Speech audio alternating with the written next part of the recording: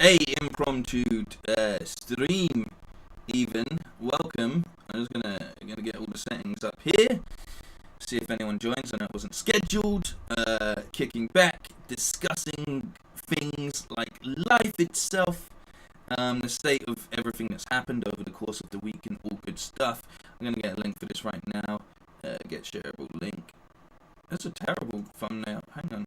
Why is that thumbnail so bad? Can I just put a thumbnail on it? Boom, boom. I literally just clicked stream. I didn't plan anything. I know I should be streaming the next Scarlet Nexus, but I don't feel like it.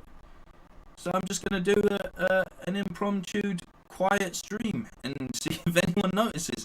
And if not, I'm just gonna be, I guess, here on my own, which is strange. Haven't done that in a while. But you know, you're never alone. You're never really alone. So I'm just gonna save that as the thumbnail right here. I'm gonna get the link going. Put that on Twitter. Yeah, and see if anyone turns up.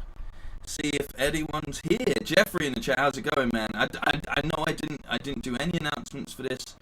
I feel like I should have, but I wasn't 100% if I was gonna stream. But I mainly think that was because I hadn't eaten all day.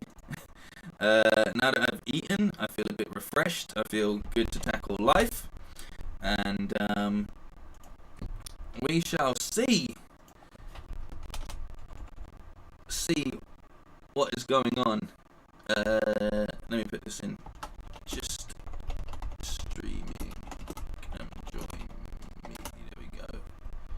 Oh, what is Tom Holland actually dating Zendaya? What? Oh snap! They're actually in love. I think. Wow. He's done it, boys. He's brought it home. Audio sounds odd. Odd how? Odd isn't like a description that I can work with. I need like actual descriptive language in order to be able to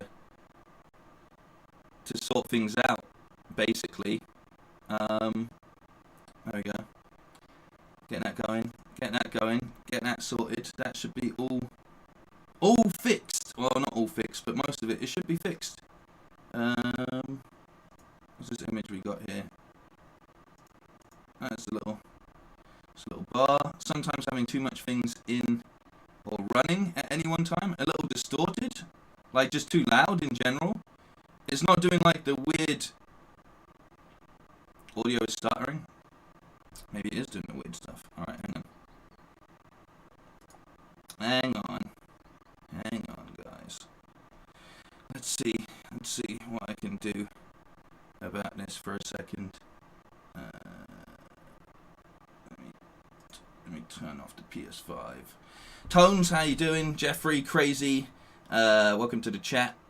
I mean, hopefully, if the audio is fixable, then we will stream. If not, then I have no problem streaming.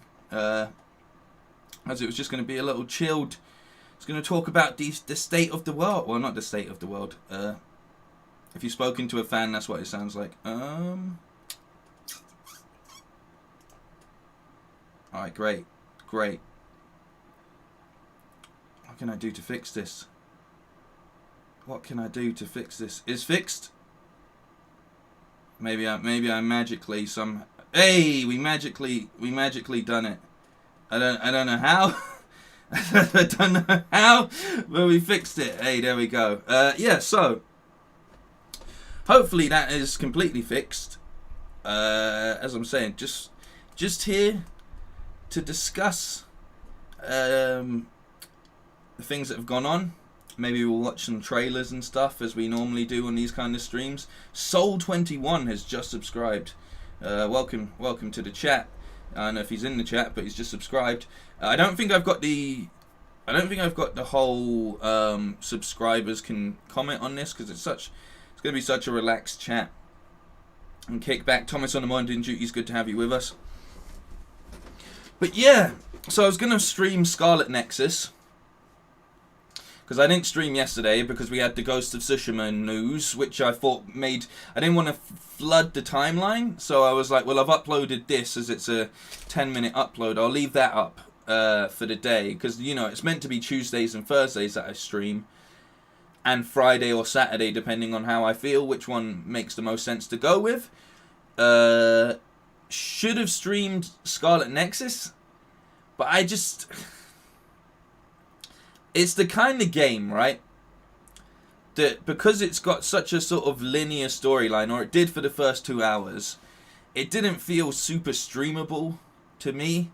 It was a lot of just cutscenes, and not like interesting cutscenes. Like, yeah, cutscenes that I'd be invested in, and it's a game that I'll get through in my own time. I finished Final Fantasy 15 now, on my replay of that. Forgot how long the last chapter, like the last mission is. It's just like boss fight after boss fight. Like 5 boss fights in a row or something like that. It's pretty crazy, but I think that opens up the space for my off-stream game, and I think Scarlet Nexus will fill that role pretty well. But I don't think Scarlet Nexus is overall that good a game to stream, in my opinion. It was just a little, not enough action, too much cutscene stuffs, and through that, because it was so linear and things like that, it wasn't like...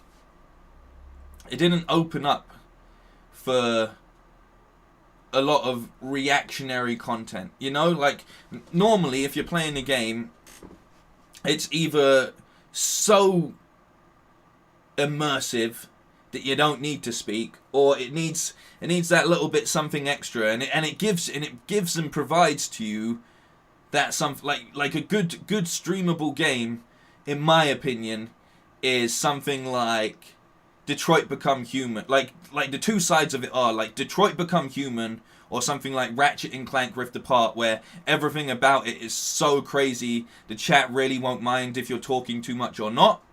Or the other side of that is it keeps opening up to you enough that you can commentate on, and you can talk about the things that are happening and the decisions you're making and things like that. And Scarlet Nexus didn't really give any of that at all, you know.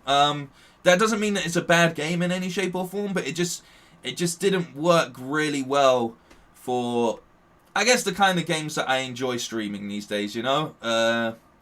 And because it was so story heavy, you're always a little bit not half-minded, but when you are doing these things and you're streaming, you're keeping your eye a little bit on the overall well-being of the stream itself, as well as still trying to get a hold of the story and stuff. But because this was like there was maybe like 45 minutes worth of gameplay in the whole 2 hours that we played, it didn't feel like it gave enough, you know, to be invested for a stream game. It leaves me in this sort of place now where it's like, well, what am I going to stream? And I'm also a little bit like, with the channel, the streams that do the best, if we're talking about performance-wise, because you have to look at things like, there's obviously stuff you play because you enjoy playing it, and then there's also stuff that you feel like it's going to open you up to a new audience, or it's going to be something that your current audience enjoys. And I honestly feel like overall this channel, sorry, while it's based around gaming, I think what people like the most, and especially at this point in time where not everyone can play every game, and I think that's very divisive. Like, you know, a lot more people turned up for the original Final Fantasy VII Remake stream than playing through Intermission that's only accessible on PS5.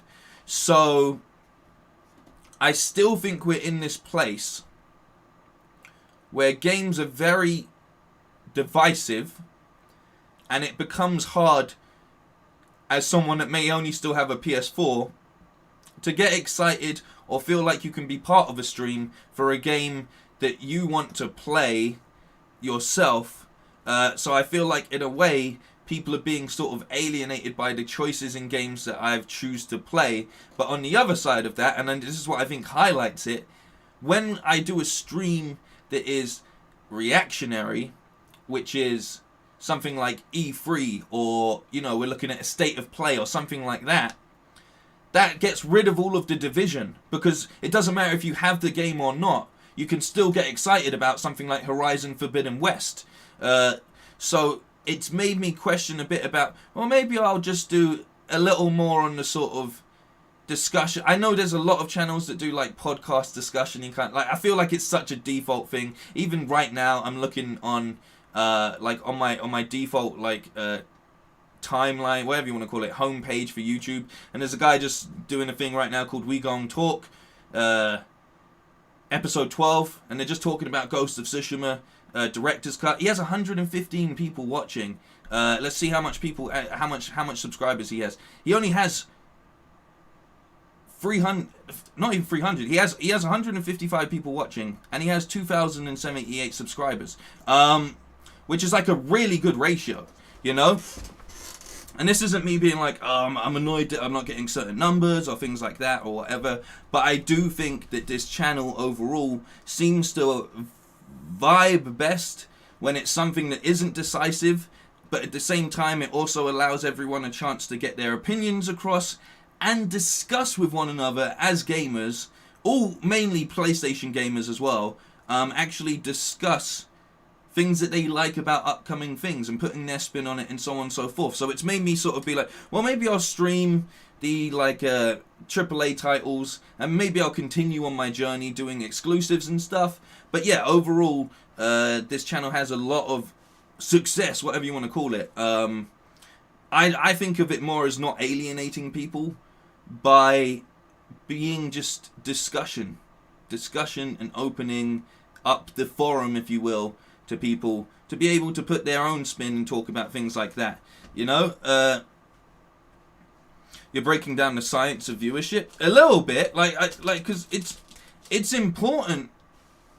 It's important to if you ever want success in social media, like I think a lot of people forget, like, while I do all of this stuff as a personal project, overall more than anything. You know, I've worked in social media as a whole, and YouTube especially, over like the past 10 years of my life. That's what my job has been, from being an all-round content creator, like video editor, presenter, all of that stuff, working on pages on Facebook, working on pages like currently like I'm doing on the TikTok stuff, you know, with a growth of over 100,000 now and very, very steady growth. So there's things like this that you have to keep an eye on and understand if you want to be able to progress. And I feel like if you're not taking notes of these kind of things, then your channel's always going to end up getting stuck. The other side of that is, it's like, as far as content, people are really enjoying the sketches and skits overall, and just you know, like the Ghost of Tsushima thing's a really good example of how, when I go back to some of the things that major people have subscribed to the channel for, like reactions and stuff like that, then you notice the viewership comes back. Like even yesterday for the Ghost of Tsushima premiere, we had like 30 to 40 people in there and stuff, which is more than a fair few of the recent streams where I'm actually playing games. Like, that's what the paradox is, that it's like, I get more people turning up and wanting to be a part of it when I'm not playing a game, which to me sometimes makes me feel like, well, maybe I suck at actual streaming games. Like, you know, maybe I'm just terrible at playing games and people don't want to watch me play those games.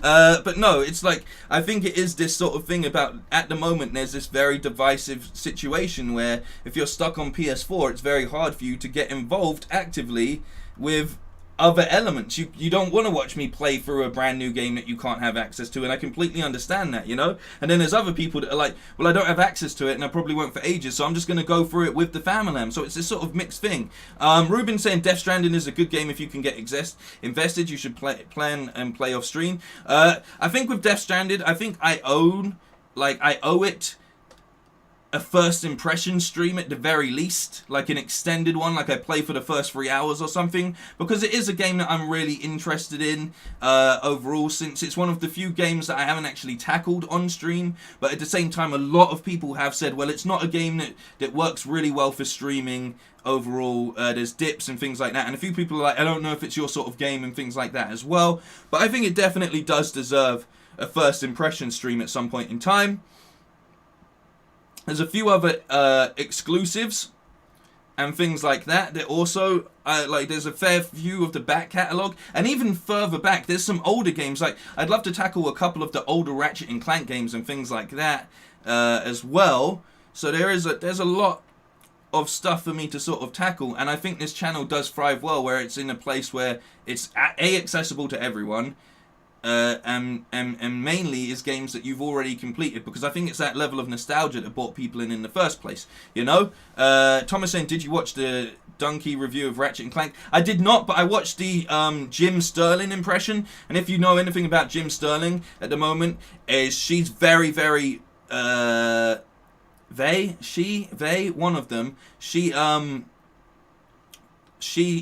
is not sold on the PS5 completely, you know. She thinks Demon Souls is incredible, but overall has been a little bit fair but firm but harsh on PS5 titles, but it got that Jim seal of approval, and I thought it was a really, really honest and kind of spot on review. And I really like the quote that boiled down to like, I like colours, I like shapes, and I like noises, and this game has all of them. But we can watch the Donkey review today. I'm more than happy to do that. There's also there's an honest trailer for Ratchet and Clank that I think might be a good fun to watch. I do like watching honest trailers. They're always normally a lot of fun. We can talk a bit about Ghost of Tsushima. We can talk a little bit about the acquisitions made by PlayStation throughout the week. We can talk about how, and I'll just get into this quickly just a little bit. When you overall look at all of the games that are out this month, it's very, very quiet. Even the Game Pass, not Game Pass, Jesus, or even the Game Pass news, like sort of taking over at the moment, really does highlight how quiet PlayStation have kind of been. But also on the back of that, it's funny how like it just took a couple acquisitions to make all of that Game Pass conversation completely die. But when you look at this month, as far as releases actually go, especially on the PlayStation, there's nothing actually really coming out, which makes me wonder if this event is going to happen this month. It would make a lot of sense. It feels like there's not that much hype going on around. Like, yes, there's discussion about PlayStation, but we're in a sort of lull for this month for some reason. There's just not, like, we got hit with a few good titles in the past 2 months, and then this month it's gone completely silent, which says to me they're probably going to be doing this PlayStation event, and we're going to get a lot of news to get us excited for the next 6 months, the remaining 6 months of the year, you know. Danny saying we need a Resident Evil 2 remake playthrough.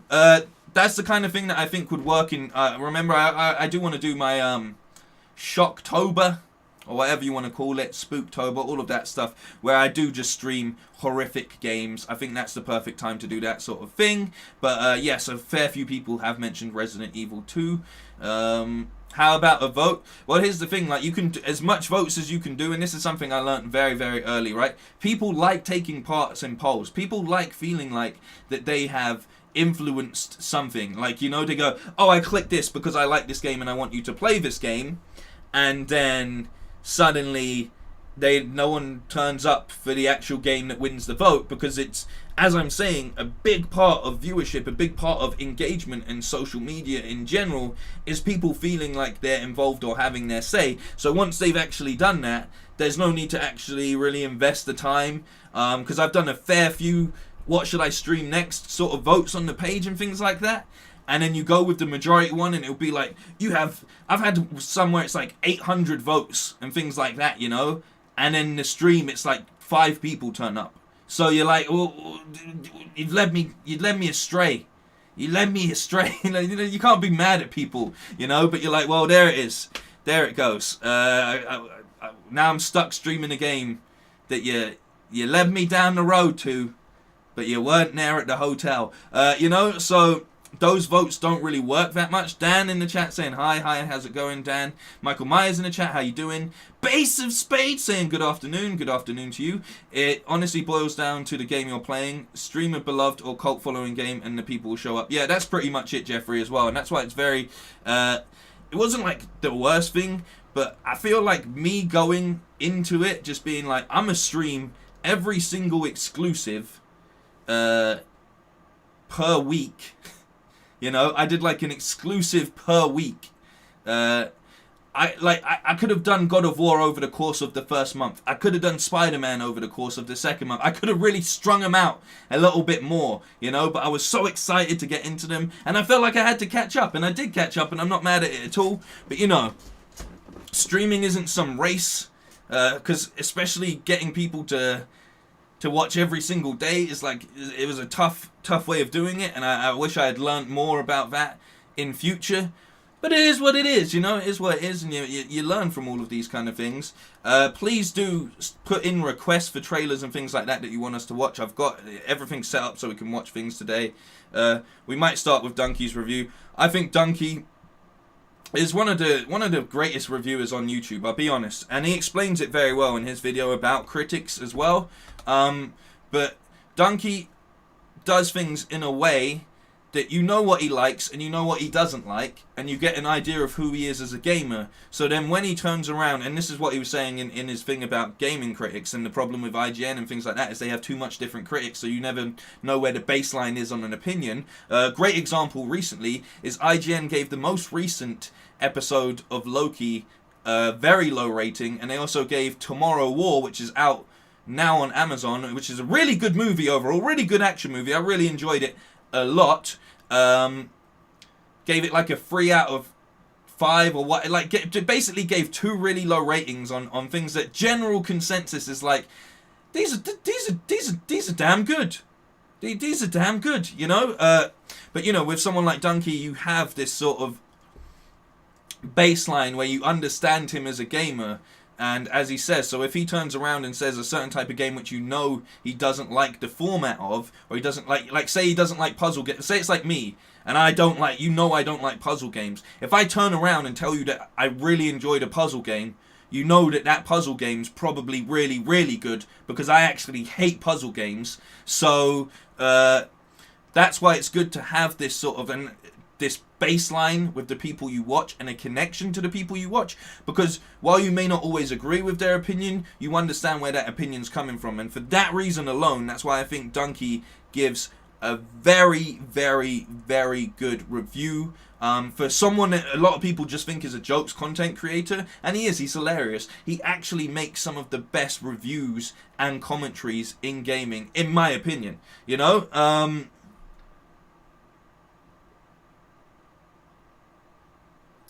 Water. It is so muggy and hot in London at the moment. It's hot in other places. Somewhere in a village in Canada has been burnt to the ground from they recorded their highest ever heat on record, and then 95% of it burnt to the ground. Right? The world is fucked, man. The world is absolutely fucked. And we need to do what you can to help stop climate change, or we're going to be living in some of them apocalyptic game settings that we love to play, but believe me, if we were actually in them in real life, would not be that fun. Did I play A Plague's Tale? It's free. I did not. It's on PS Plus, isn't it? I might give that a spin. I'm definitely going to download it, but I might give that a spin. For Shocktober, I demand original Silent Hill on an emulator. I can do that for you, Callie, man. I'll pull it out and make that happen. Even though emulator's illegal, I don't know how that works. Yeah, people are actually like it's not a joke anymore. It's crazy. It's actually shit's gone mad, bro. Like shit is going mad. It's strange. Really One Gamer saying, I won't even see the game still on PS4 Pro. I don't know what that's in answer to, but yes. You also said that Tomorrow War is awesome. It really is. Really enjoyed that. It's really good film. It's really, really good film. I'm helping out my boy Heavy Spoilers. I've started taking on some edits to help him out. And he helps me out financially, so it's a good idea. But no, I did my first edit for him today. That's what I've been doing most of the day. Did it all, sent it over to him. It's going out tomorrow.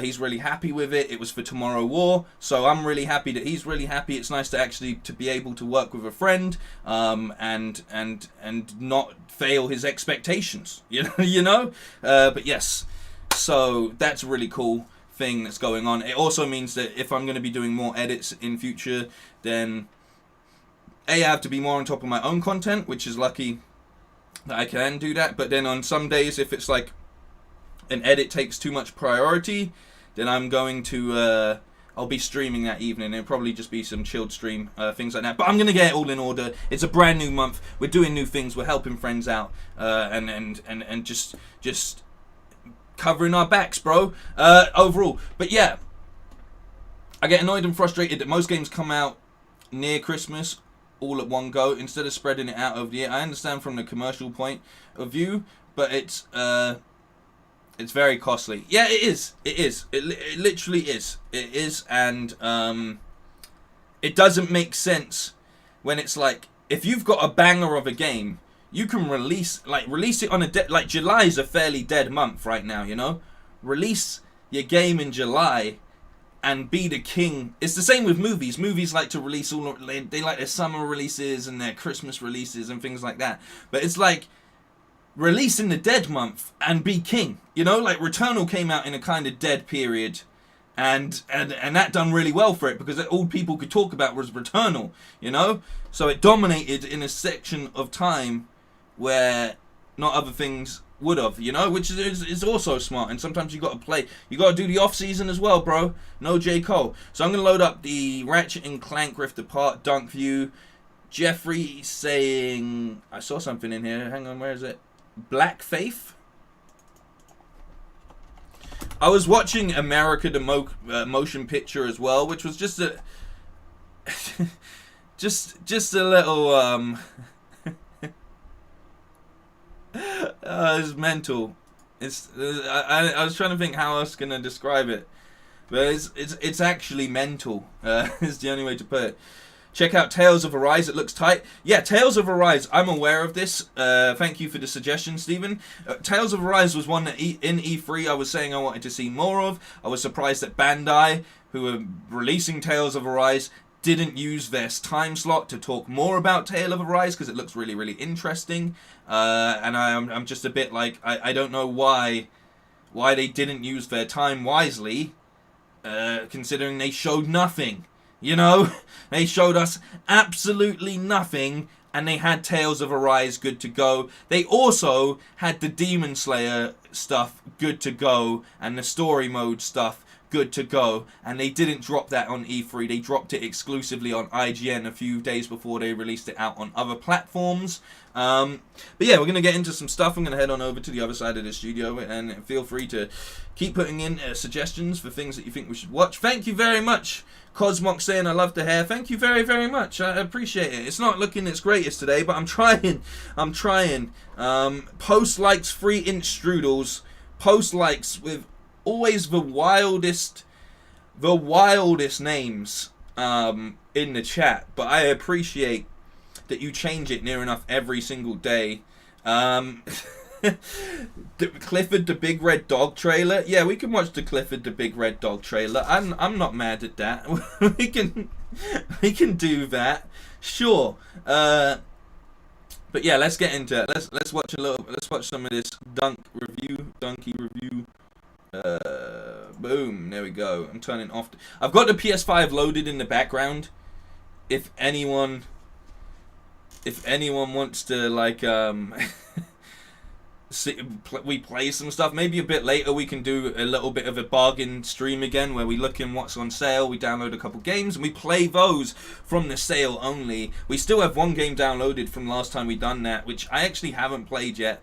The mods have gone to war. This is officially Ragnarok. Anyway, let's... PlayStation 5 has been out for 8 months, but now we are finally getting the first true PlayStation 5 video. Let me know if the audio's all good. Ratchet and Clank Rift Apart. When you boot this up, you are going to say, "Oh, look at the PlayStation on these graphics. This game is just beautiful. You got 17.4. He's right. I did say that. Pumping out 300 pixels per gallon. Subwoofer mega aliasing with real-time bump maps. Clearly, the game you are looking at right now could only ever be possible. No, that's 2016. That's 2016. Right. Well, Richard, you're never gonna trust me again after this. But you just fell for my biggest trap ever. Again. This is actually the PS4 game from 2016. which Yeah. is still a spectacular looking game. The Ratchet & Clank series has always been impressive visually. This was true on the PS2, PS3, PS4, and especially so in Rift Apart. Sweeping vistas, numerous reflective surfaces, massive scaled action sequences, expressive character animation, the varied humming of different types of ships zooming beneath you. There's a factory with a bunch of bouncy balls, and you hit them. I didn't find the bouncy balls. What? You gotta love the sound design on that. It's not just the level of detail, but the variety of locations. Neon-lit cyberpunk cityscapes doused in purple rain. Dino jungles with mammoth creatures towering over you. The shattered and scattered mining planet Blizzard Prime. You're Yep. really gonna want to take your time and absorb all of the little details in these worlds. Especially when you get to Mr. Zarkon's Cantina. This place is just ridiculous. There is so much concentrated detail in this one room. These guys are over here drinking drinks. Wasn't that a sound effect on that drink? This dude is riding a mechanical something. Over here, they're playing Street Fighter on the arcade cabinet. Now look at these little creatures inside the jukebox. Who are these guys? Then you got a sheep sitting at the bar. Of course, you know who this sheep is, right? If you read his bio, turns out that's actually Chairman Drek from the original game.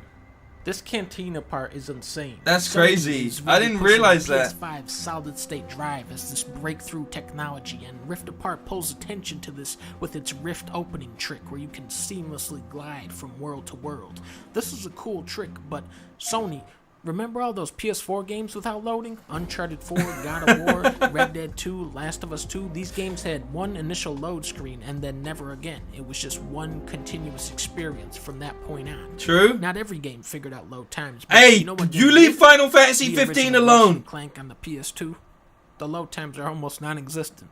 This was 20 years ago. Rift Apart is an excellent looking game, one of the best. But is this game only possible on the PS5? I don't know about all that. Sony Santa Monica recently announced that the next God of War game is still coming to PS4. If the PS4 is still good enough for God of War Ragnarok, shut the fuck up out of here with this. Can't even shut the fuck up. Gameplay. Wait, we're actually gonna talk about the game in this video? The gameplay here is... I'm sorry, but...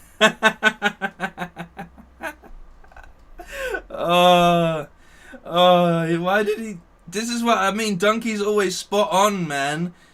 Fair play to him. To be fair, Miles Morales did come out on both, and that was in there, but whatever. Solid. It's not exceptional. It's not the true next generation experience. It's just solid.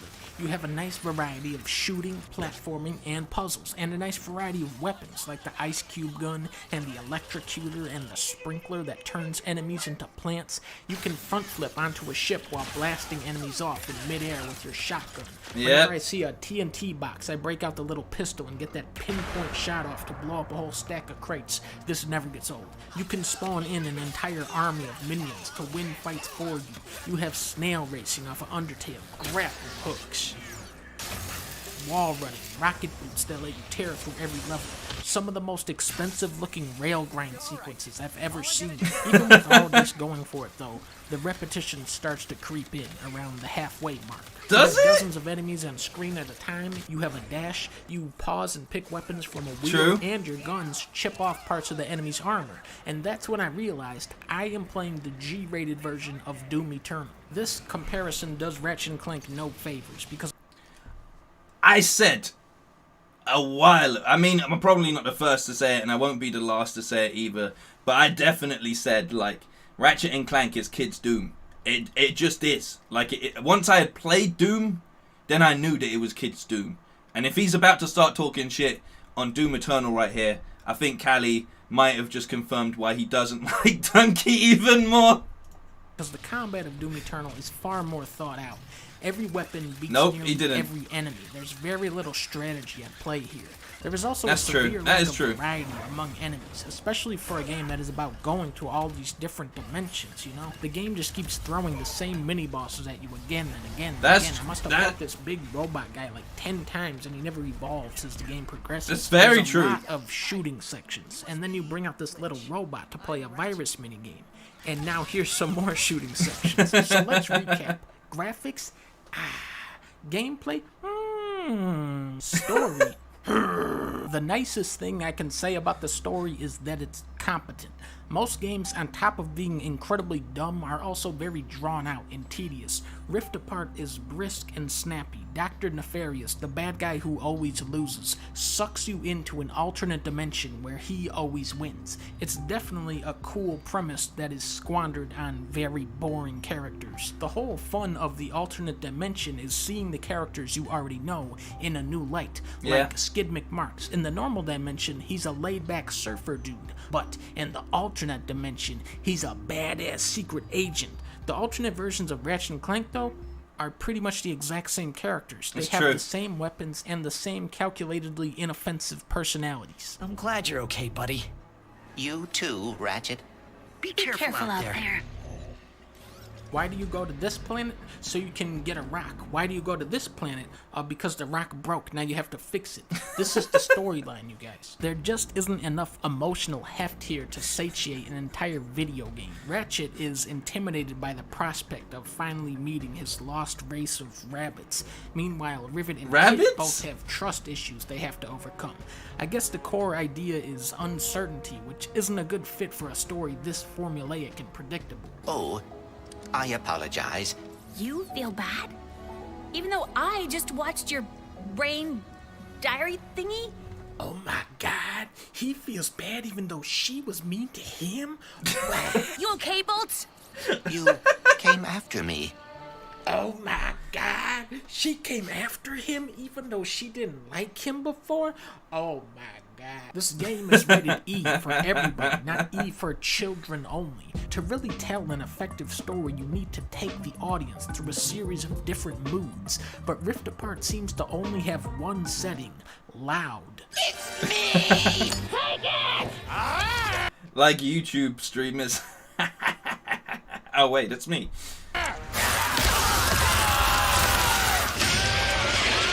When they aren't screaming or shooting or blowing up stuff, then it's the complete opposite. Now they're too polite. It's like every other line of dialogue in this game is somebody saying thank you. Thanks for choosing Miss Circles.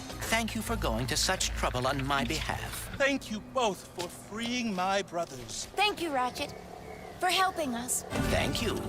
No, thank you! In case I do not get another chance to What kind of see it, British Canadian game is this? thank you. You piece of shit. They're trying to reach for some emotional moments here, but the dialogue is too sappy and congratulatory for it to connect. Everybody's always telling each other how great they are, or just really hamming it up with some corny monologue. So, what do you think of Clank?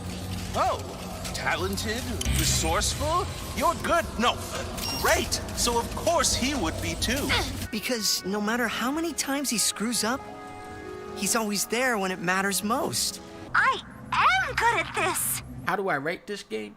Well, people love to compare Ratchet and Clank to Pixar. There's even a Toy Story joke in this game. So I will say Rift Apart is like the Cars of video games. Thank you. It should be I who is thanking you. Cars 2, actually. Ah, Donkey! Damn it, Donkey! You gonna give us an honest fucking out of 5? Fair play, though. He pointed out a fair few things.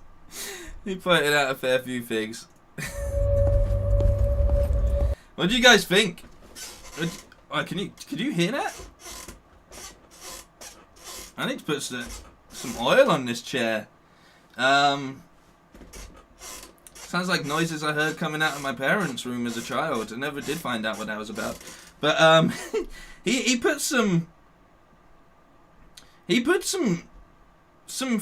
fairly decent points together there. In all honesty, I still love the game. Can't change my mind. I don't care that it's sappy and stuff. Like, I really don't. I don't mind that it's sappy. I think it works really well. It is a little bit childish at times. But it definitely, I don't know. I might actually wait a little on this game now because of the Donkey review. Does he put your mind at ease that you're not the FOMO has subsided a little bit? That's fair. I'm never mad at his opinion though, because he does a good job of explaining his thoughts and feelings on it, you know? His criticisms were pretty minor and almost like he was stretching them. Yeah, pretty much. He didn't say that it was particularly bad, did he? But he was more on the side of, like, dampening everyone that's, like, overhyped it, you know? Like a sort of, a down the middle view on it all. Which, it is what it is. I still love the game. I still think it's Game of the Year thus far for me. Just because it's just so damn fun to play, and that's all a game really should be a lot of the time, you know? That's all a game really has to be. And like you said, the story does its job. It delivers. I don't think it drags. I do kind of agree with him about, like, the enemy.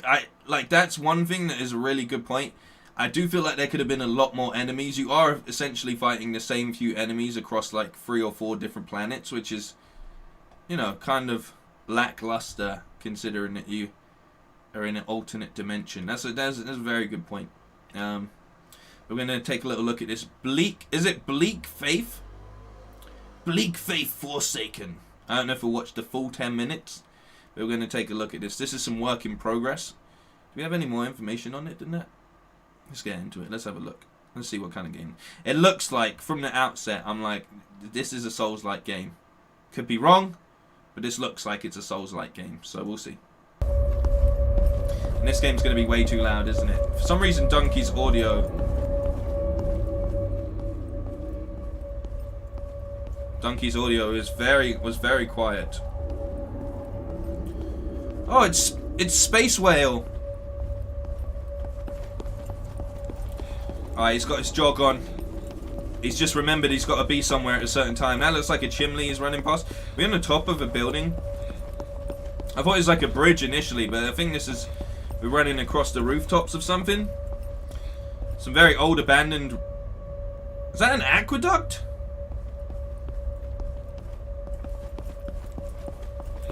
I think it is. I think these are like the rooftops to a castle wall or something?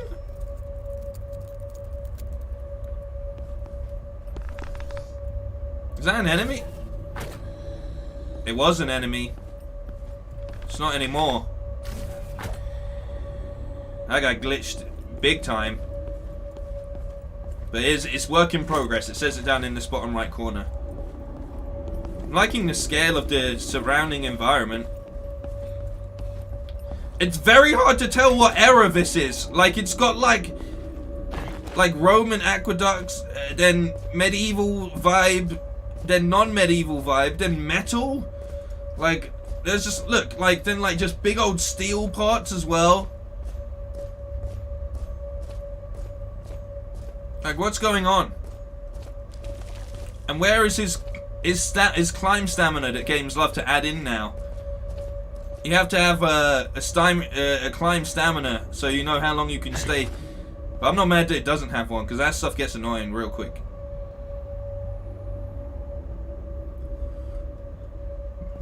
It looks like the dude from the 7 Deadly Sins. That guy that's always got the metal mask on. It is very hard to place what time period this is. Ancient punk? Yeah, exactly, Angel. It's got that sort of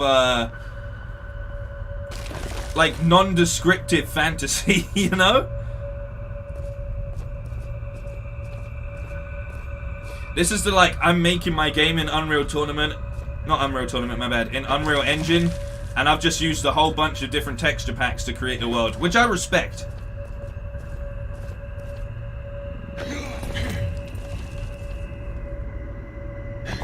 What's going on with this dude? I missed the intro. What game is this? Bleak Faith Forsaken. He's just met someone that's tripping on DMT or something. Oh no, he's going in. Is he going into his own mind? We're getting a cutscene. Not a cutscene. We're getting an intro.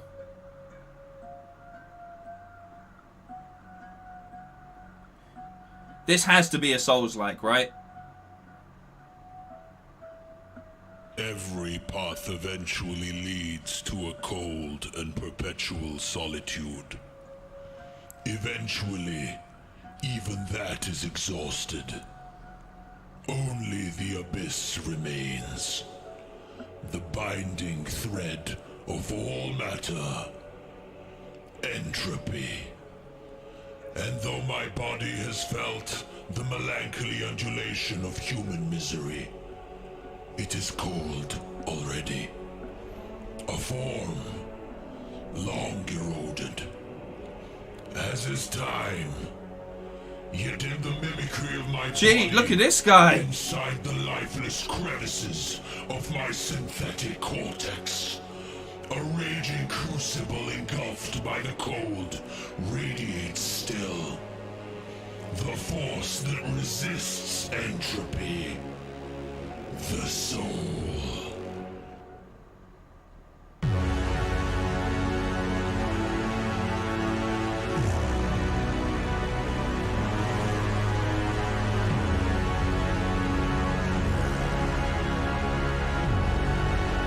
Okay.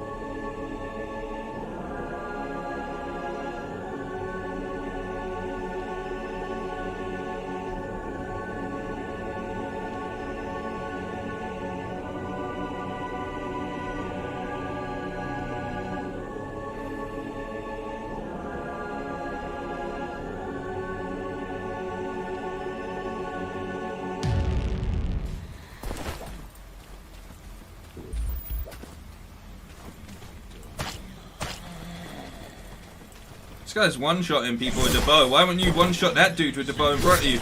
Oh god, look out.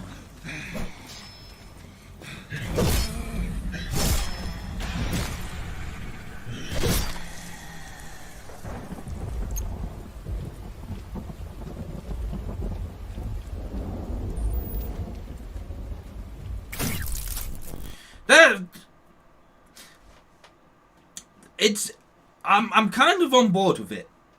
I'm a little bit like, what the hell's going on? Because that voiceover didn't really explain much. It just, we're in the abyss or something. Like, I don't know. But it's very mix-mashy on its aesthetic, which in itself creates an aesthetic. But it's a bit like, what the hell? Like what? Like, it's like digital but non-digital. Futuristic but not futuristic. Like, it's all of those things. Like, you got robots and non-robots, and I don't know if they are demons or what they are. But it does seem Souls-like. Yeah, I have no idea what's going on either. But it's pretty cool. Oh, yeah, look, there's just like an old stagecoach wheel in here. But then over here, his what do you want to call it? His quick, whatever you call them. His quick selects. Consumables. It's all digital, and he's got like everything's glowing, and like I don't know where I am or what's going on, but I'm scared. So there's that. I think that's like he's sneak. Oh no, was that he was being seen?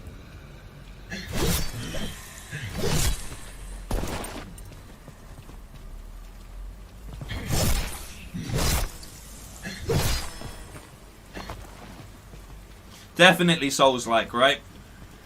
Like he's got like in this bottom left, there's like stamina. Like the yellow bar looks like his stamina. I think it looks Souls-like, but could also be a roguelike. That's true.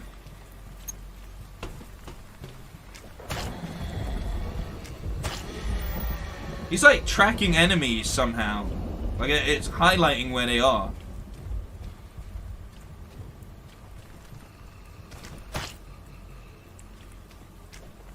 He missed that shot. It's very, very... Oh, no, he didn't miss that shot.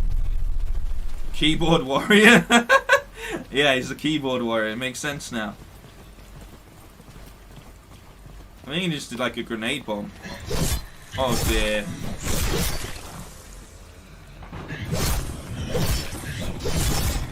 I mean, it's pretty interesting.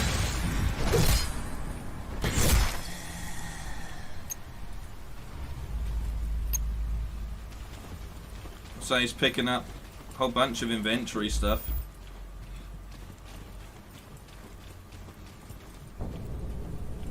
What's that? Let's see, this is what I mean. Like, what's this, man? Oh, he's glitching through the system. Oh, that's pretty cool. That's like his stealth. Alright, that's actually pretty cool. That's a new element.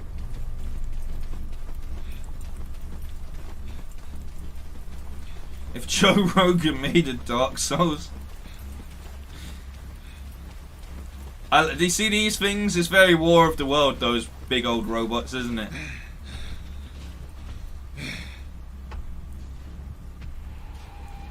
How's there sunflowers? There's like no sun. Is he hidden in the bush in the long grass? I'm about to find out. Yep, he is. Is he gonna fight it? What's he doing? So dark, can't see most of the details. Yeah, it's Dark Souls. Oh come on, you blatantly got. I would, if I was playing this, they would have spotted me because of that. Look out, man! Look out! Come on. I mean, there's a lot of these things. I want to see what happens if it sees you. I want to know, like, you know, what is this? What can this thing do? Does it stamp on you? Does it shoot a laser out of its eye? I don't think it's out yet, because it says work in progress, inaccurate representation of final quality. Come on, fight one. Surely that saw him.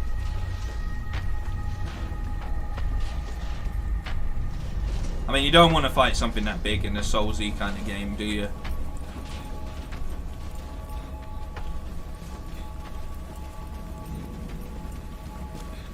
I mean, it's pretty...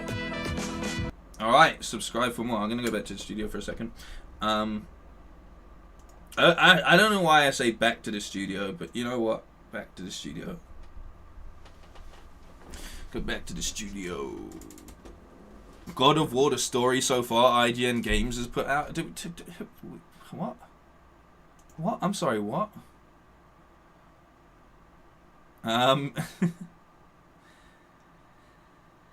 Abdul was saying about. Where is it? I saw it pop up somewhere in here. I just found footage of a cancelled Sucker Punch game. Yeah, I can't show that, unfortunately.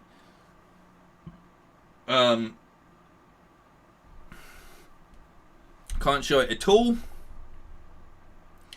because I did a whole video on it, and because of that I got my first official copyright strike on the channel.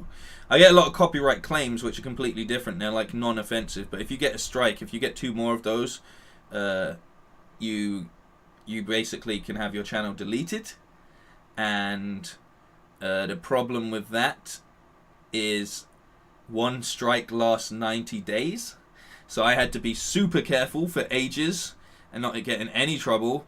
And I said I'd happily take down the video, and they weren't willing to remove the strike because they were being absolute cunts about it. So learnt my lesson though. Learnt my lesson, didn't I? Absolutely learnt my lesson. Adventure the game. Yeah.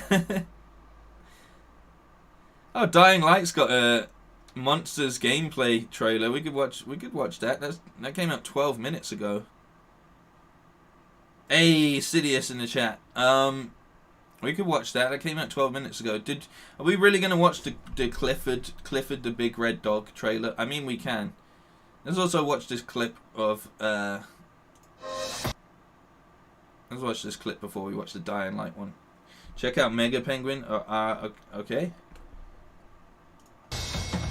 This is the first time for me in the Marvel Universe. Why? Why does every part of that sound like it's cut from a different interview? This is the first time for me in the Marvel Universe. Really? Wow. Alright. Good.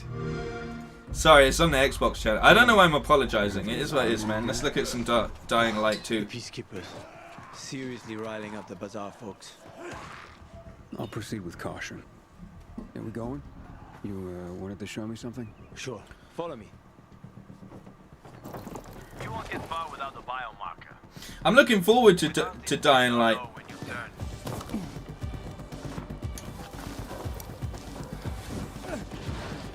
There we go. Looking forward to Dying Light 2, man.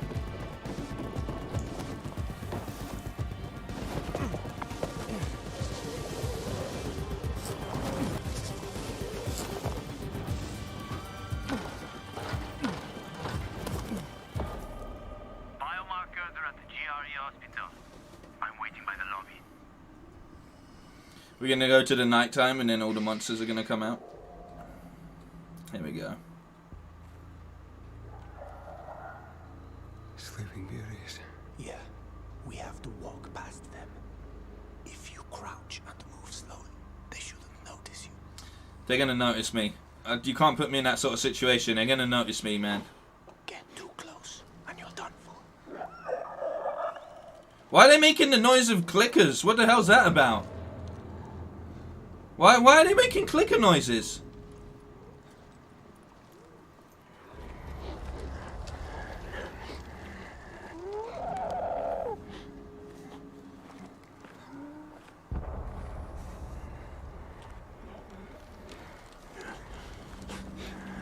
This would be so much fun in VR.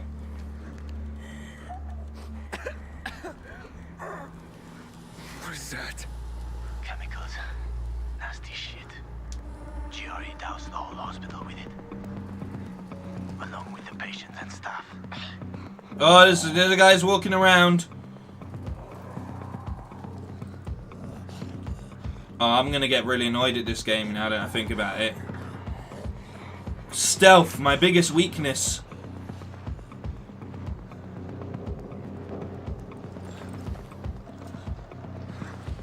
Wanted to stop the infection at all costs. Oh my. Oh, he's just rocking his baby to sleep.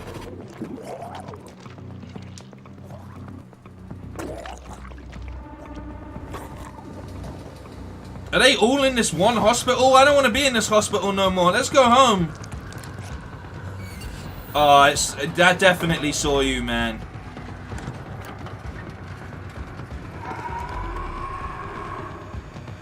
We got company.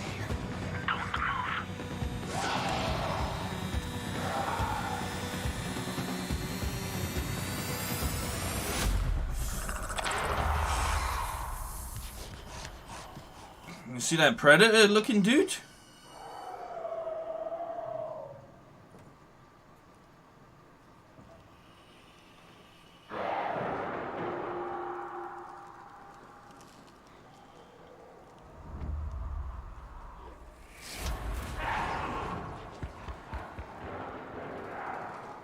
Oh no, man.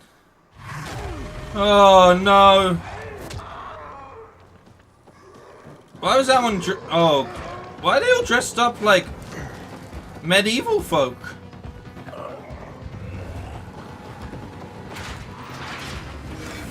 Oh yeah, that will hold him. Glass door. Put a crowbar through the metal part. That will hold him. Sorry about this. What? Sorry about what? About that. On behalf of all its whores, bandits, and idiots, I christen you a citizen of Villador. Fuck. You're about to turn. Get into the night fast. What? What? There's a little one. Do you see that? He came for my knees.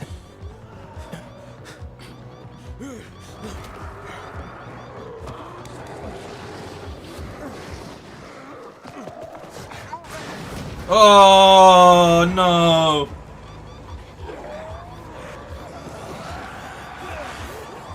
They all turn that alarm off, man. Put it in silent mode.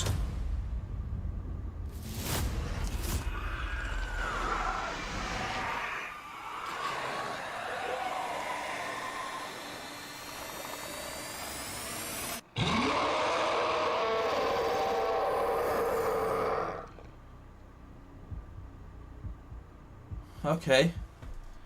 Alright, that's perfectly normal. That's perfectly normal. There's nothing scary about that at all. Wouldn't you just drag? I'd just drag that guy, that big one. You just have to grab him and drag him into the sunlight. Like I'm not leaving him to regain his composure and come back after me in the nighttime. I'm grabbing him. I'm taking him out in the sun and doing everybody a favor. Like it's gotta be done. It's gotta be done. I see myself definitely breaking my monitor. The thing is, right, I look at a game like that and I go, it's gonna be so much fun. I feel like that would be a really fun one to play, and then I realized, like, no, I suck at games like this. I absolutely suck at games like this. And I'm definitely going to be dying left, right, and center. And I'm going to do all of the things you're not meant to do in the stealth moments. And I'm going to get myself in a lot of trouble. I can see it happening now. Lando in the chat, how's it going? Tone saying my underwear couldn't handle this in VR. Yeah, that's how I feel, man. Can you imagine? The thing is, he crawled all the way through that hospital to get an armband that set off an alarm that you then have to run all the way back through and hope you make it out alive. It's a very stressful situation, any sort of apocalypse, isn't it? But zombie vampire apocalypse, like they seem like they're a mix between the two, aren't they? That's just a bit much for me, man. Like, you either zombies or you vampires. I don't want a mix of the two. That's just too much for me. It's a stealth platformer. I mean, that's like my biggest weakness. We're gonna watch on request. What was it Callie said? No, Thomas said first Clifford. We're gonna watch Clifford, and then we're gonna watch the one that Callie said. So there's peace and harmony amongst the mods. Angel, you want to throw in something? Clifford, the big red. Why are they rude? Sorry. This feels like a copyright claim happening, ready to happen.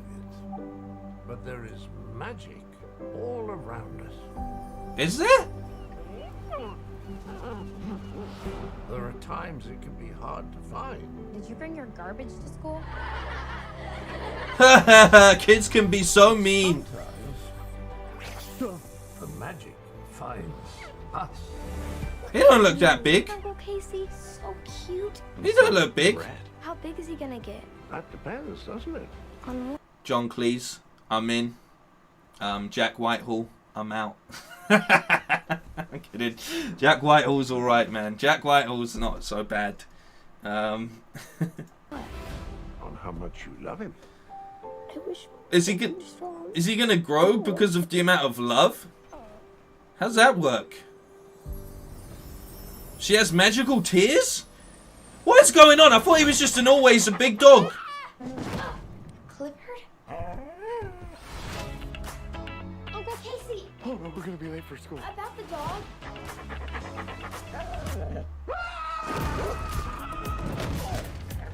Clifford, be a good boy and drop it. Ew. Bless you. Shouldn't we try to hide him or something? It's New York. No one will even notice. Pizza. They drag Keenan from Keenan and Kel into this. They drag Keenan from Keenan and Kel into this. Why, man? Why? They said it's not enough we destroy one element of your childhood. Let's destroy some more of it. Just a big. Whew. Why don't we get you on the scale here, bud? I'm just gonna write heavy. What if you found someone who made you feel like you could do anything? Clifford, no bed. Oh no.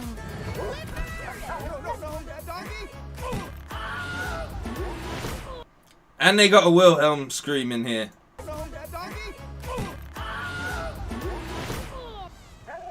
This dog is killing me. Is this Whitehall doing an American accent? I'm all the way out. I'm all the way out. I'm all the way out, bro. I'm out. I'm sorry. I can't do it anymore. Honest trailer. That's what we was gonna watch. I hope they paid the dog well. Neroli, welcome to the chat. What did you? Mega Penguin, was it? Was it Mega Penguin? Mega Penguin. There we go. What's this? Made in Dreams?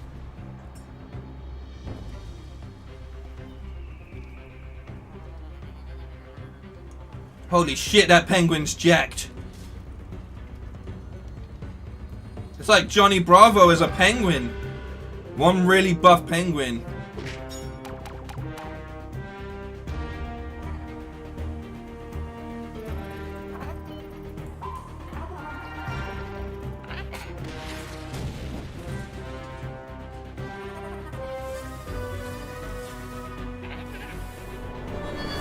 He's fly. No, he doesn't fly.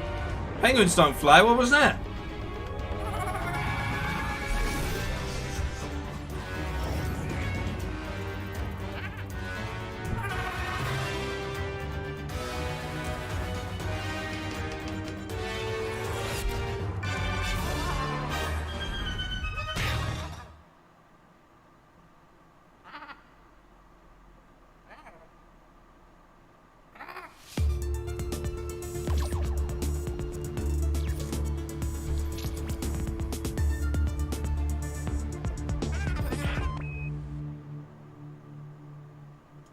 Bro, I don't know how I feel about a buff penguin.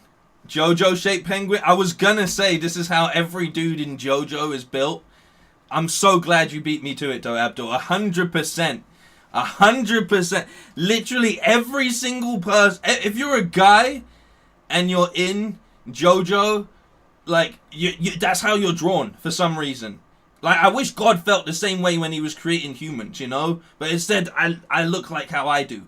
But legitimately, a JoJo-shaped penguin. I couldn't have said it better myself, man. 100%, man. The devs started a game, then just went fuck it and threw it to the fans to finish. Did the devs decide on the buff penguin, or was that fan generated?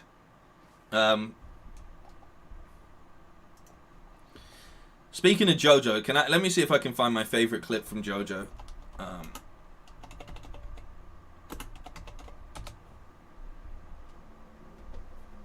I doubt I can find it. There's just this part in JoJo. I'm not going to be able to find it, I bet. Where the episode's basically ended, right? Hey, maybe if I type in... The episode basically ends. And for no reason at all.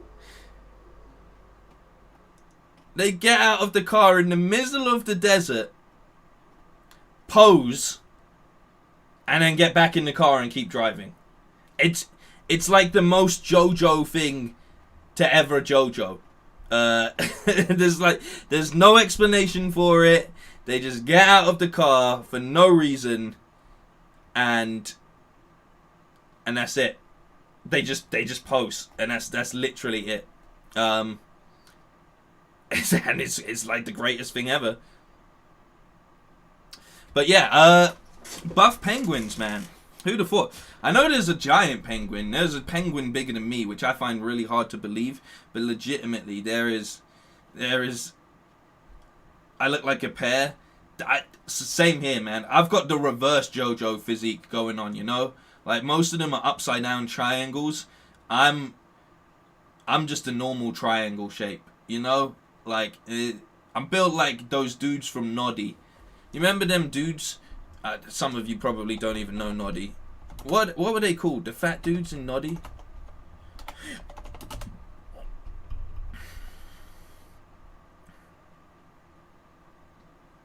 I'm built like this. Where is it?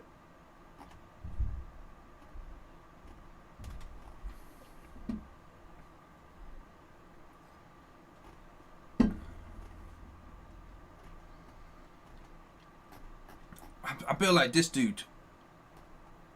Is he the mayor? I think he might be the mayor.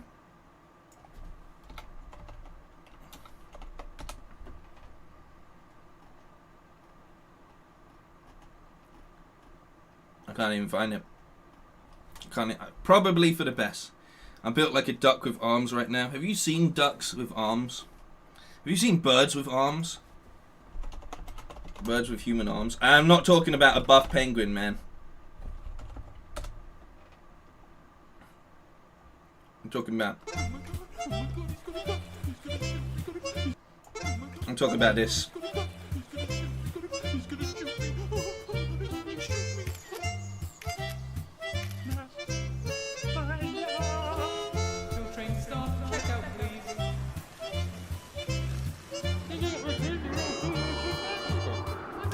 That is truly terrifying, if I'm being honest. That's truly terrifying. I take it back. That is truly terrifying. If I had to fight even just 2 of these seagulls, I wouldn't like my chances. Let alone like a whole flock of them. That's not so bad. They seem quite fun. But yeah, like... I'm not trying to fight no... Is that Paige? Whatever she's called? It is! At mimicking sounds they hear. It is. Can you say hello? Hello. Good bird. What? I'm sorry, what? Here. Mischief, can you say hello? Hello. Good bird. He does all sorts of voices. Can you say hi? Hi. Good job. This is like a bloody episode of Sesame Street or something. What the hell, man? What the hell? He does all sorts of voices. Can you say hi? Hi. Good job. And sometimes he hears people who have a cold. Good job, Mischief. Bro. Can you say hello? No. Hello. He's all excited. Hi. Hi. Good boy. He did it. Hello. Hi. No way. Hello. Hi. Hi. This isn't working out, Daniel. Bro, look at the size of this thing as well, man. It's almost terrifying in its own way. Look at the size of him. Hi. Hi. Hello. Hi. Hi. This isn't working out, Daniel. Good bird. Good bird, you know. Not even like... Bro, this guy can hold full-on conversations and stuff. You calling him good bird. Call him by his name. That's probably why he wasn't cooperating at certain points in time. That was the things you just find sometimes on YouTube. I tell you now. Can wild parrots solve puzzles? This is a puzzle designed Can for they? parrots, and this is a wild cockatoo attempting to solve it. This puzzle requires problem-solving skills, dexterity, and memory skills, and quite frankly, I wasn't sure it was possible. What happened, though, was truly extraordinary. Hey, get to... I want to... He took a liking to apples, but like most parrots, he goes bonkers for seed. I don't give him too much, but there is no better incentive. It didn't take him long to figure out where the food had gone and remove the cardboard cover, so let's design a brand new puzzle just for him. A parrot. I thought you said he was wild. You giving him a name? You 3D printed this shit? Bro, you 3D... Come on, let's see this. Hang To on. give him a little bit more confidence, and slowly but surely, he approached the puzzle. No. You can see him try to figure it out. He can see the seeds, but there's this invisible barrier in the way.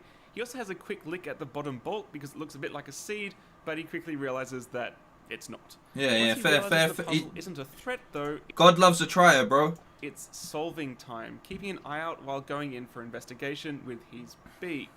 It really doesn't take quite long before he gives the dowel a test and seems a little shocked when it moves. Maybe the back will reveal more answers. He does try and cheat the system to get through the top, but the thick acrylic holds up to the abuse. Purely by chance, he knocks the top dowel almost free, which lets a few seeds escape, but unfortunately my failure to secure the puzzle properly is causing him all sorts of issues. Yeah. He does You hear that? The human. It was the human that was stupid, not the bird. Persist and manages to clear the top dowel. Now watch this. As soon as he realizes the dowels are important, he almost instantly tries to remove the bottom one. Sadly again, the puzzle just isn't secured properly, and he eventually just tips it over. Yeah, So at this stage, fuck the system, bro. Fuck the system. You cheated him. You didn't secure it. You didn't make it nice and easy for him to pull it away. You didn't think enough. This guy's outthinking your underthinking. To secure it, I know it's not perfect, and again he tries to pull it over because that's blew it down. But once that doesn't work, he grabs the bottom dowel and solves it. This bird is smarter than me. This bird is smarter than me. Do you know how much puzzles I have got stuck? Well, you do because you watch the streams. The amount of puzzles. Like, we can do a quiz right now. I can load a quiz up right here or something, and I'll show you how bad my critical thinking is, right? This bird, in a matter of moments, has cracked a puzzle. Come on, man. Like, this isn't even... How are we the dominant race on this planet? The species, the most dominant species. This is bullshit. Boy, but that crappy securing method needs to be upgraded pronto. Yeah, exactly. So do it. To use an immense belt to latch it down for the next day when he came by. Why don't you just hammer it in or something, or use a bit of glue? This, however, did not go to plan because we have a new visitor. What the fuck? Is that a kookaburra? I think that's a kookaburra. Young kookaburra is another... Fucking bird watching champion up in here, man. Get me on Attenborough. And here we have the laughing kookaburra in its natural habitat. Aussie icon with their laughing territorial calls, but they're also vicious predators. So Popeye... What do you mean vicious predator? You mean he kills that guy? Was out of here. Oh no, he's too smart. A distant TV aerial, but just wouldn't come close while the kookaburra was about. Hey, genius. However, this guy did. This younger-looking cockatoo just happened to see the possibility of food and settled on our balcony. So let's take this opportunity to test the parrot puzzle against a brand new... Wait, are you telling me that in England we get regular old boring-ass grey pigeons, and out in Australia they got kookaburras and cockatoos? And not only that, but they named them hilariously. A kookaburra and a cockatoo? Come on, man. Come on. This is just a different one that's just rolled up to partake in the puzzle thing.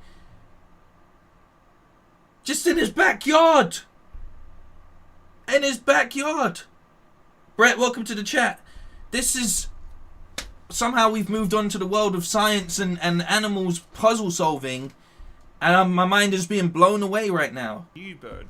This parrot isn't as skittish as Popeye, but still treats the puzzle with great caution. Remember, this bird has never seen this thing ever before. All he can see is that there's a few seeds in it, and if it's worth trying to get them or not is totally his choice. Just like Popeye, he tries to get them through the plastic initially, and failing that has a futile attempt at going in through the top. The puzzle is much more secure now, though, so there's no way it can be tipped over. Go on, so bro. Once this fails, you can see him checking the whole thing He's like, out. okay. How does one get those delicious seeds? He's like, hey, it's moving. It's moving. Dowels are tricky because they need to be pulled out at the correct angle or they'll bind up. The fact he keeps trying to pull them out, though, is something I find really fascinating. Once he gets the dowel free, though, and tries one last time to taste those seeds through the plastic, it only takes one try to remove the final dowel. Bro, and just like that, the puzzle is solved. These birds are in geniuses. Under 1 minute. In under a minute! In under a minute! Come on, man. There's children that wouldn't have figured that out as quickly. Popeye was what the watching hell? it unfold the whole time from a distance, but with the kookaburra hanging about, he didn't swing around until the next day. I can't believe this guy is a predator, man. Like anything in Australia is designed to kill another thing in Australia. That's it. That's all they do, bro. This guy looks like a relative of the kingfisher and stuff, but he's out here killing cockatoos, bro. The cock killer, out here in the outback. Here he is. This is the third day Popeye has seen the puzzle, but only his second attempt ever at solving it. Let's go, you can Popeye. See he is far less cautious about it because he knows what it is, and instead of going look through at the him. plastic or going through the top, Look at him he go. goes straight for that dowel. And once he's casually assessed the situation, he just goes back in, and just like 11 that, seconds, it's solved man. in under 30 seconds. Psh, bruv, in Next under day 20 is very much the seconds. same story. He's learned that the puzzle is not a threat and how to solve it. This time he does it from behind. Still, cockatoos are incredibly curious, so that doesn't stop him investigating the puzzle further from every angle. Yeah, it's like, where's the rest of them? There was more in here yesterday. He starts investigating my audio recorder. Yeah, what's this? I put more seeds in it next time, yeah? I know you're watching An me. incredibly fun and eye-opening experiment. These birds are so incredibly intelligent, and sulfur-crested cockatoos are thriving in urban areas, which Bam would take 15 minutes and die 7 times trying to solve that. Yeah, I would, alright? And this guy, he's just come in here and he's just done it in 11 seconds. Come on, man. What other incredible what? A back... We're going to, my YouTube algorithm's going to be completely messed up, but how can I not click on a video called Backyard Squirrel Maze 1.0 Ninja Warrior Course? Bam would fall off the window ledge. Oh no. Is a bird feeder, and everything to my left is my attempt at making it squirrel proof. If they want the bird seed, they will first need to pass through what is basically an 8-part Ninja Warrior obstacle course for squirrels. This course is extremely challenging. It is not for the timid of heart. But out of the gate, I will admit that in hindsight, that I completely underestimated my adversary. Hold up! Bro, the man's out here doing Takeshi's Castle. Now, if you're wondering why I would go through all this trouble, we need to go back 8 weeks ago when I found myself stuck at home and very bored. I'm putting on the Takeshi's Castle compilations after this. Hold up. I don't need to know your backstory, bro. Don't make it, this is the thing I love about YouTube. The dude will be here, right? And he'll be like, I was just sitting around in my house and I was thinking, you know what?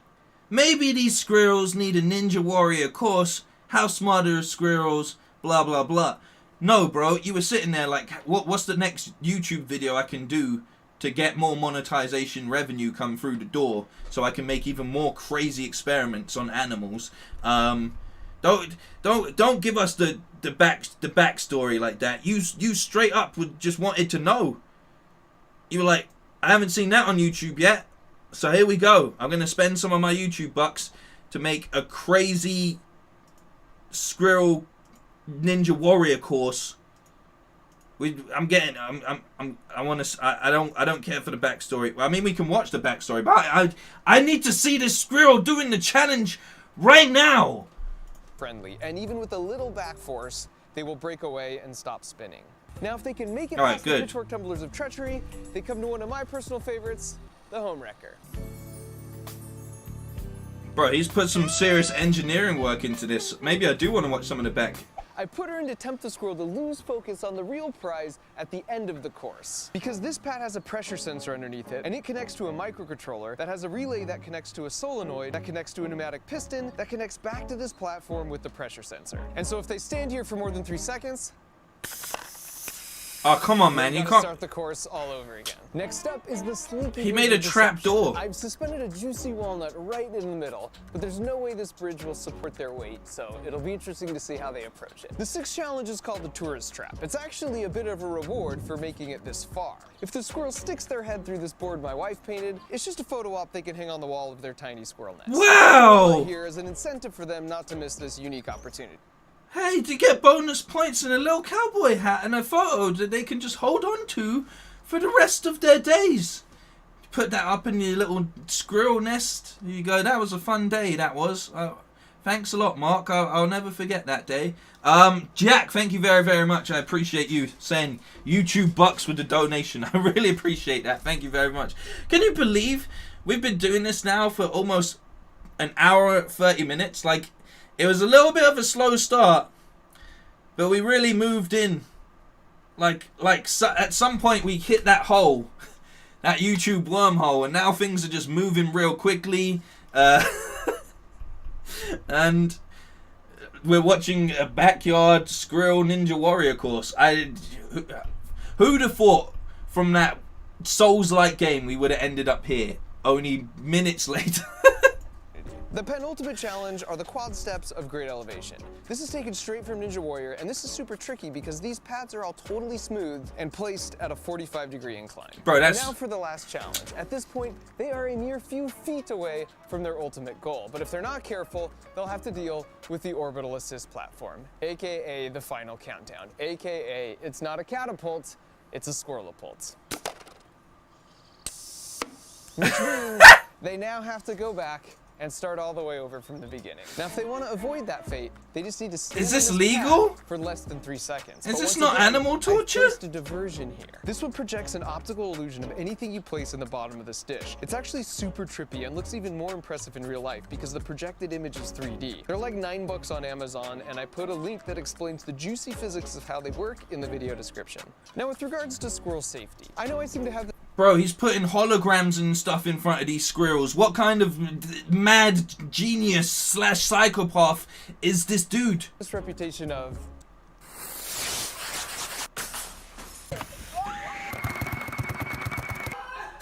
improvised high-speed projectiles, and so this one might worry a few animal lovers out there, including my wife. We have 5 pets and 1 child, and the child was the only one I had a say in. So rest assured, I can adjust the pressure on the piston, and we'll be staying way below any launch force that could hurt any of our adorable backyard contestants. And so finally, after making it through all that, bro, what if you what if he launches one? What if he doesn't know?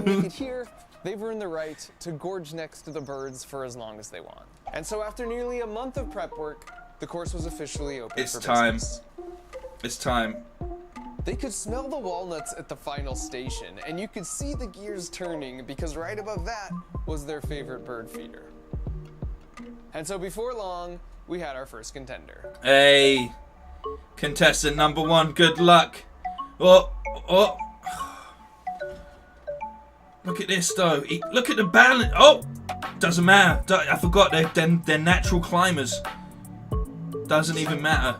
Oh, he's twisting and turning. Exactly go as planned. So Rick he's retreating. To regroup. Yeah, he's retreating. Of which, that's Rick. There are a total of 4 competitors that will be attempting the course. First up is Rick, and he weighs 500 grams. I know this because he's actually standing on a custom-made scale. Rick is very clever, as you'll see here in a minute, but he also gets spooked easily. Aww. Next up is Marty. He's basically indistinguishable from Rick. Rick and Marty are inseparable and pretty much spend... Rick and Marty. I'm a fucking squirrel, Morty. Quit calling me Morty. I'm Marty. I can't do Morty's voice. It's very hard to do. But I'm gonna go get these walnuts, Morty. I need to eat them now that I'm a squirrel, Morty. It's just what needs to happen. Some sort of genius / wild crazy scientist has obviously put this here as a test for every squirrel in the garden, Morty. But I'm gonna do it. Morty. That's what this week's episode's all about, Morty. Just sit back and watch a genius at work. all their time together as a pair. Our third contender is Frank, also coming in around 500 grams. Frank is a He's unique very looking gutsy. squirrel. He's Look at also this kinda guy. dumb. Finally, we've got my personal favorite, Fat Gus. He's just really charming and will strike a pose if he sees a camera. He also really likes to eat, and he tips the scales at an impressive 800 grams. Let's go, Fat Most Gus! squirrels are kind of particular before making a selection and then gracefully leaping away. Fat Gus just goes for it. Yeah. Just makes himself real comfortable. Here he is Yeah. laying out with a light snack from the bird feeder. I mean, you can't fault the guy for just clearly appreciating a good meal. So now that you know our 4 contenders, let's get back to Rick. So he hops back on, and he's actually doing better than his first attempt. Oh shit, Morty, this Just is... barely. This is the best because he's like, okay, I got this. Never mind. Well, maybe I... No, I definitely don't. And this was the exact moment I realized I just might be outmatched here. Oh! Oh my god! He was watching Rick, and after a quick dip of his toes in the water, adopts his strategy right out of the gate. Oof, so close. But an excellent recovery. And Fat Gus, perhaps predictably, comes up a little short. Which brings us to the Maze of 1,000 Corridors. Which, to be honest, they mastered this one pretty quickly. Here's a solid run from... What's everybody...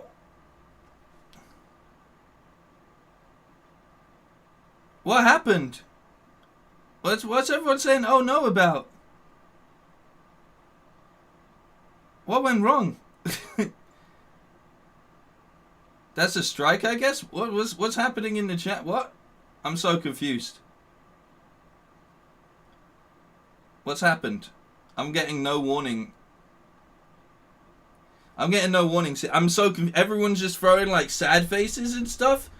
Someone says Bam is a criminal. But Brett's saying I'm a criminal? What did I do? What have I done?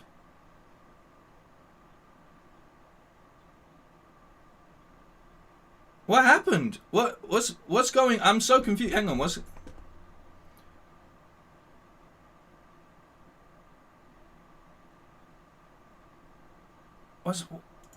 What's going on here? What's going on with the stream? I'm clicking on it myself. Stream suspend? What? What?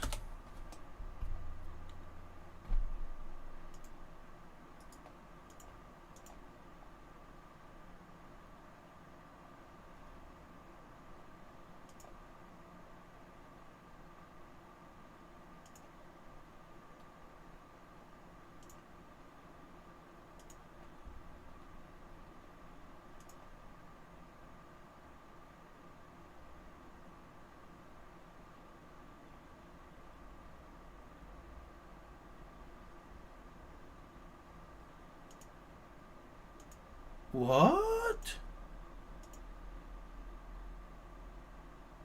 What? I don't know. What did I do? What did I do? What did I do? No. What? It's still... I'm back. I'm back. I'm watching myself. This is really strange. It was the video we were watching. It was the video we were watching because I just went to check my thing. Full disclosure, you can see where it says in my thing. You can see here. It says like, "Hi Famalam, due to a copyright match, your stream was interrupted. Streams are interrupted when copyrighted content is detected. After copyrighted material is no longer being streamed, streams are automatically re-enabled."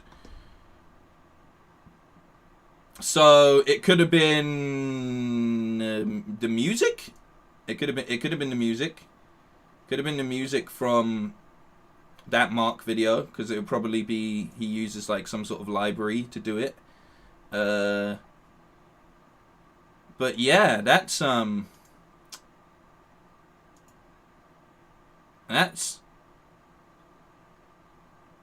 mental. That's really that sucks. That absolutely sucks. So we can't even watch the end of Squirrel Ninja Warrior which is annoying because I was having a great time. Jeffrey, thank you so much. Some clams for the bargain bin. I guess maybe we'll just play a game to see this out. I actually have. Let's see if the PlayStation is gonna work today. Because apparently earlier, hang on. XQC is always watching him live, but he's on Twitch. Yeah, but do you know what's so dumb about that? Is like YouTube is protecting me watching YouTube content on YouTube, which is just. It's just a bit stupid, isn't it?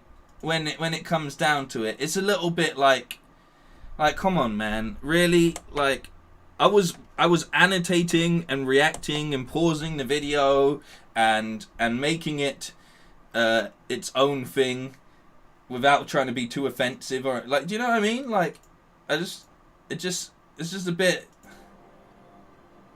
It's a bit unfair sometimes, you know. Their automated copyright system is a bit unfair sometimes. Because I don't know about you, but I was having a good time. I was having a good time watching them squirrels, man. Spoiler: all the squirrels die. Like it's just a little bit sad. Just a little bit sad. I was having a really good time. I was loving that. Just watching the squirrels and stuff. That was fun. I was really enjoying that. Well, we got Spirit of the North, which was the last game that we didn't get to play when we done the bargain bin stuff. So I mean, we can give that a spin. You can see what other games I've got in here. As you will see, I do have... Oops. I have the Final Fantasy games. I have the OG Final Fantasy games in here. I've got the 15 up in here as well. I got the 7. I got Final Fantasies. I got Stranger of Paradise demo up in here. I got it all up in here, man. All the Final Fantasies up in here.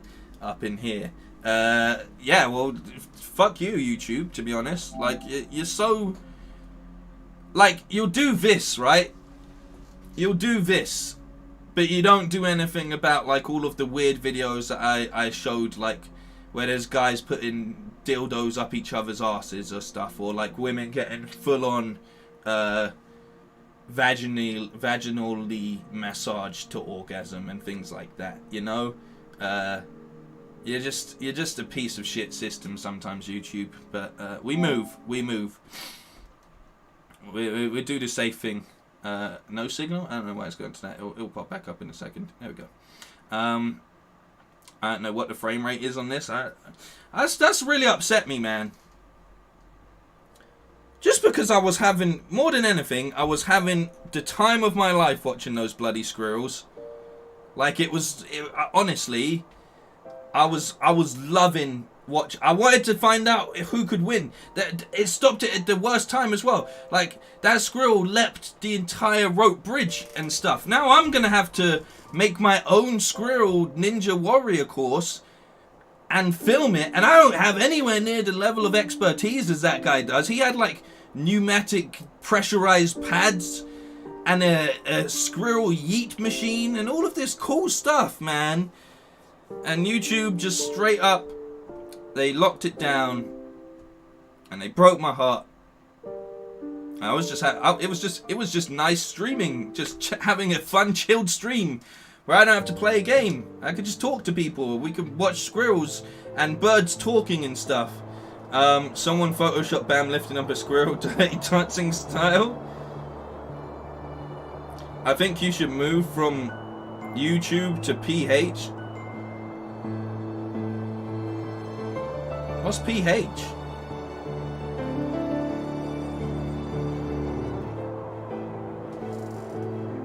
I don't even... Alright, here we go. From squirrels to foxes.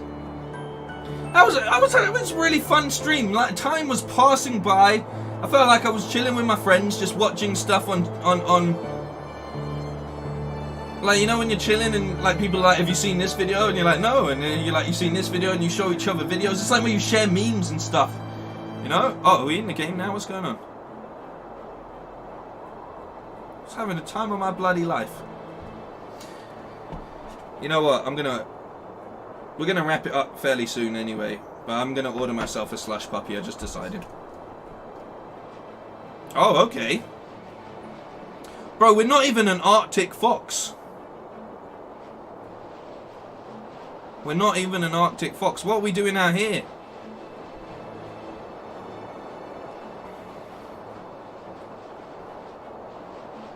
Oh, I don't think I should. I definitely don't think I should move to Pornhub.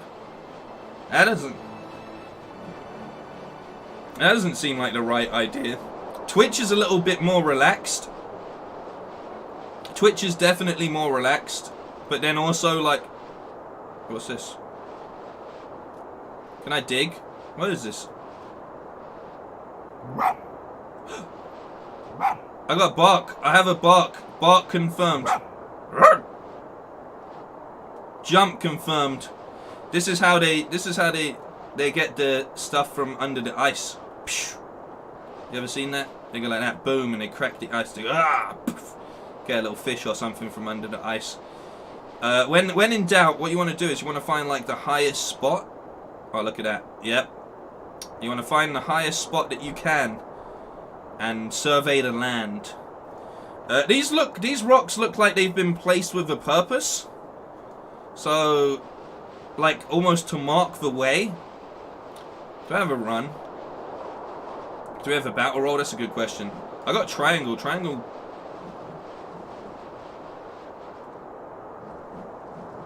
I think that makes my tail wag. I think it makes my tail wag. Alright. No battle roll confirmed.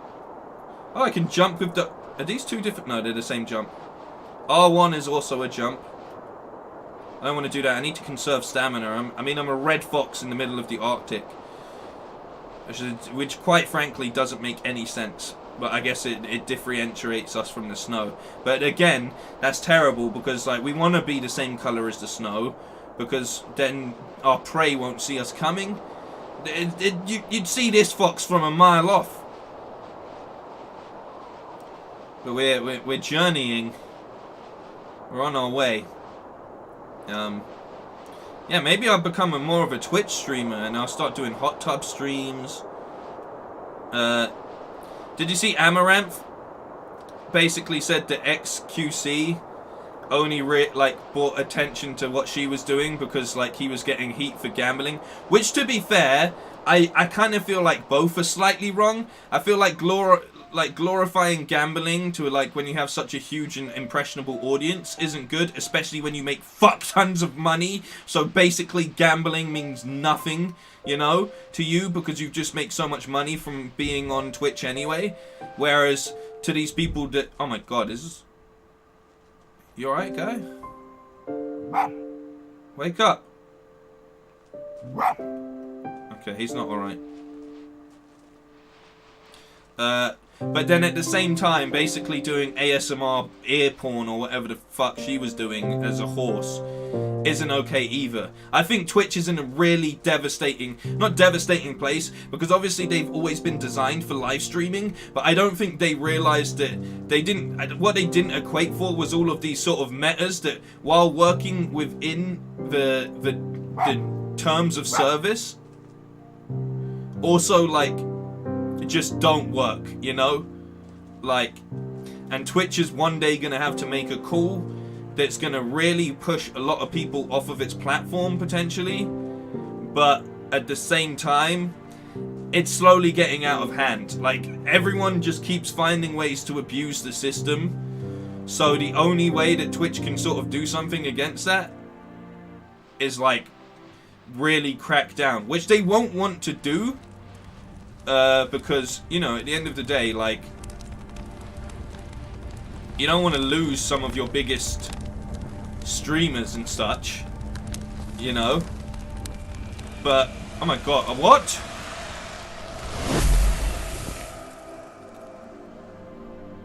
Holy shaman.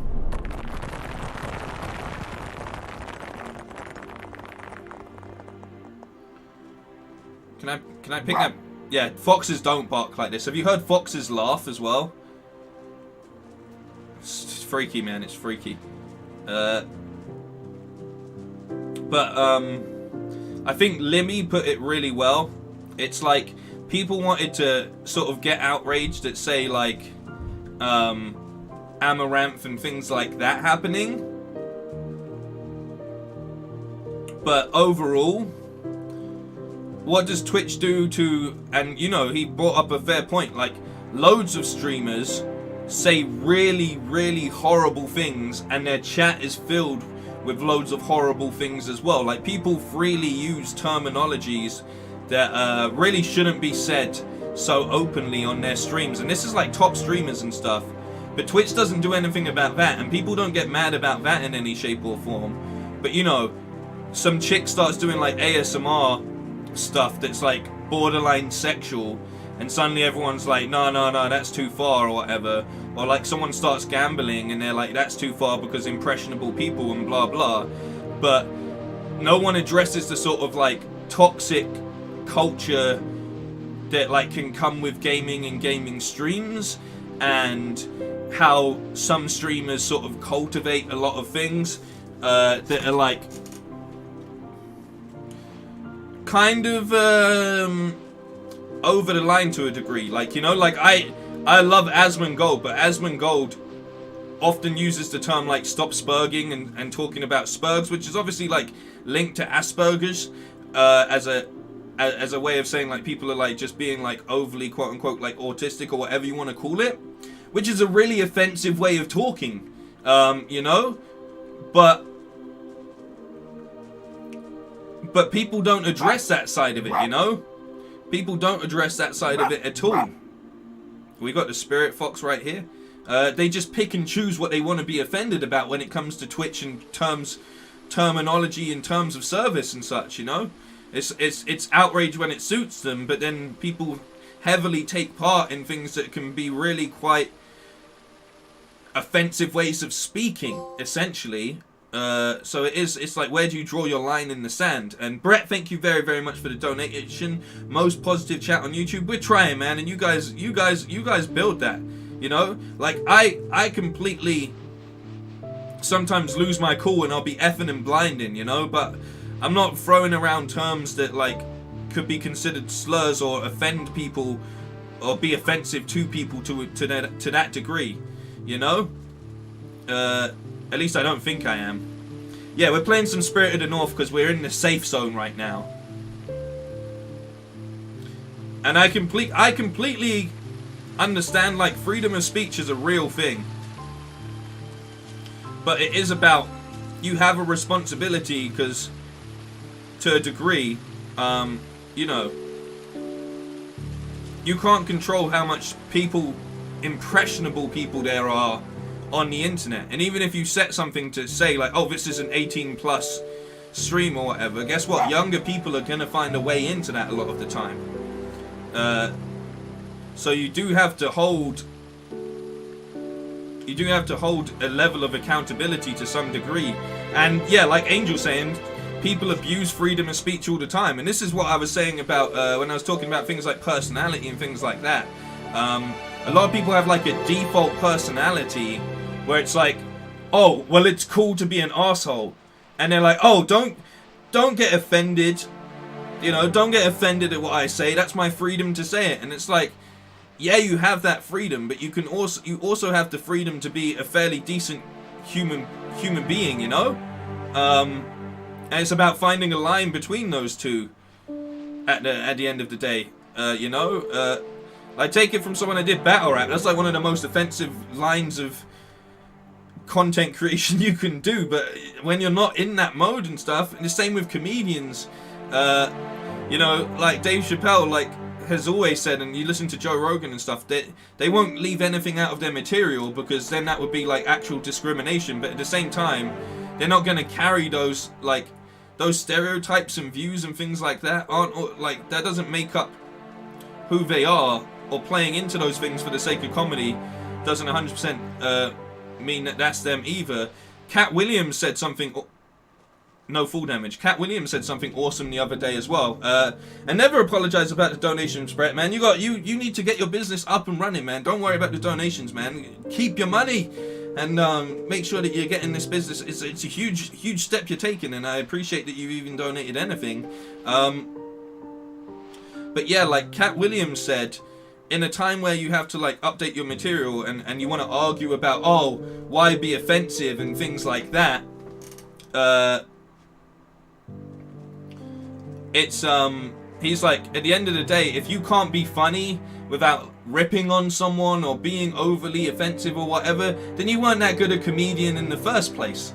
If you have to use such over-the-line stuff in order to make your material hit, then you're not very good at your job as a comedian, is what he was saying. And I was like, that's a very, very, very good point. And this is from Cat Williams, a man that got in a fight with a child, okay? Like, and lost in a fight to a child. I was like, damn, this guy has grown. But yeah, it is very true. And also, like Brett saying, it's like, yeah, you have a right to say whatever you want to say, of course, but that doesn't exclude you from consequence. I remember someone, like, you know, you seen that clip where it's like the guy's saying like, oh, all these rappers say N-word this and N-word that, so why can't white people say it? And I can't remember who it is, but he's like, so say it. So say it. I'll say it with you right now. Go ahead and say it. And he's like, goating him into saying it. And it's like, look, like, you're free to drop the N-word as a white person if you want, but at the same time, a black person is free to punch you in the face if that's the case, you know? Like, because you're not free from the consequence, as Brett so rightly put it, and it's very, very true. It's just about, like, being respectful to people in a way, like, you know? Like, there's a time and a place, but I do think the 90s, whoa!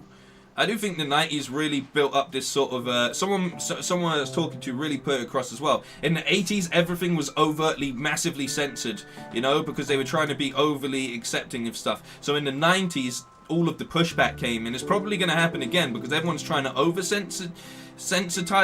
be sensitive to things and over-censor things. If you punch your face, that's the case. Unexpected boss. But, like, yeah, it's like, when you force people to be so censored, they end up pushing back, you know? And that's kind of what the 90s was to the 80s. The 80s was all about caring and like, trying to, like, bring some level of equality and such, and, like, accountability and all of that kind of stuff. Especially because media was getting bigger as well, so backlash was getting bigger and things like that. But then in the 90s, everyone sort of decided that they just didn't care anymore. And, like, you know, I like to call it like the South Park generation, where it's like, it suddenly became so cool to be so over the line, because that was like your default personality for a lot of people. Doesn't make it right. And it's about finding a line in between the two. Yeah, and then, like, early 2000s had a huge explosion in edgelord culture. Yeah, that as well. And now it's like, now suddenly when people start getting cancelled for, like, you know, someone like put a 4chan joke on their Twitter, and now they're trying to get a job, and someone pulls that up, and then it's like, oh, yeah, you can't say that, man. But at the time, the culture was way more relaxed at that point in time, and so, you know, and it's a very tough minefield to walk through. But it's just about making people feel comfortable, I think, and that was my main point. That, like, Twitch really does need to decide where they draw the line on certain elements and stuff, you know, because it's like, okay, so what is okay and what isn't okay, and how do you address that as such a big company as Twitch as well, where initially you obviously knew that it wasn't just going to be all game streaming, but that was your sort of bread and butter and live events kind of stuff. But now people find ways to make new types of streams and new ways to connect with people, and find ways where it's like, oh, well, you can be in this, like, bikini and talk sexually, but it's not breaking the terms of service and things like, you know, it's just such a a minefield of where you draw the line. But hey, the second you start banning stuff, that's when you got to really like look at it as an entirety and not just single out certain things and say, well, that's okay and that isn't okay. Bill Cosby's out of jail, I know, and Britney's like not been given her freedom. Crazy times we live in, friends. Crazy times we live in. TGK, welcome to the chat. I was thinking about the Bill Cosby stuff because you know at the end of the Chappelle special where he's talking about how much Cosby's actually done for like young black people and like he was saying like how much like college things he set up and the PA system that Martin Luther King gave his I Had a Dream speech on, or Have a Dream, not Had a Dream, was actually on a PA system that Bill Cosby had paid for and things like that. And it's just, I'm not going to finish the joke that he says because if you've seen the special you know the joke. He ties it back into the superhero that commits sexual assaults and he's like, you know, he assaults but he saves lives. And he saves more lives than he assaults. I'm obviously changing the word that he says, but he does do sexual assaults. And he ties that back into Cosby after saying all of these positive things that Bill Cosby has actually done. But, yeah, it's just a crazy time. Also, like, James Franco just put up like 2 million to basically put to bed all of his sexual abuse allegations, pretty much. Which pretty much says you done it, but at the same time it's like, well, we settled outside of court for 2 million. His attorneys were saying it's because, well, they're not saying he done it. They understand that women felt a certain way, and that no one in Hollywood should feel like abused or discriminated or etc. Because of their race, their sexuality, their gender, and all of that kind of stuff. But at the same time, he paid out like 2 million or something as hush money, so it's a bit like, well, you done it kind of thing, which is sad because I met James and Dave Franco and they seemed like lovely people, you know. And obviously you can't fully know someone from a few meetings, but they were really nice and accommodating. And I don't want to take my picture down off the wall of them because they were really nice to me. But at the same time, doesn't look good for James, you know? Jack, thank you so much for the donation. Get some snacks. I will. Thank you, I will. I'm trying to cut down on the snacks this month. This game's nice, but it's very nothingy so far, you know? Like, not much has happened. But I think we're just freeing these spirits. Which is a nice message. We're just freeing some spirits. I'm not mad at that. You know, we're doing stuff. We're a helpful spirit of the North.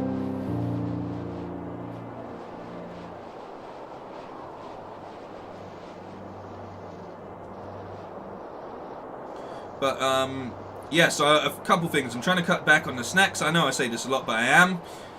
Trying to eat better as well. Deleted all of my, like, takeaway apps off on my phone because that's...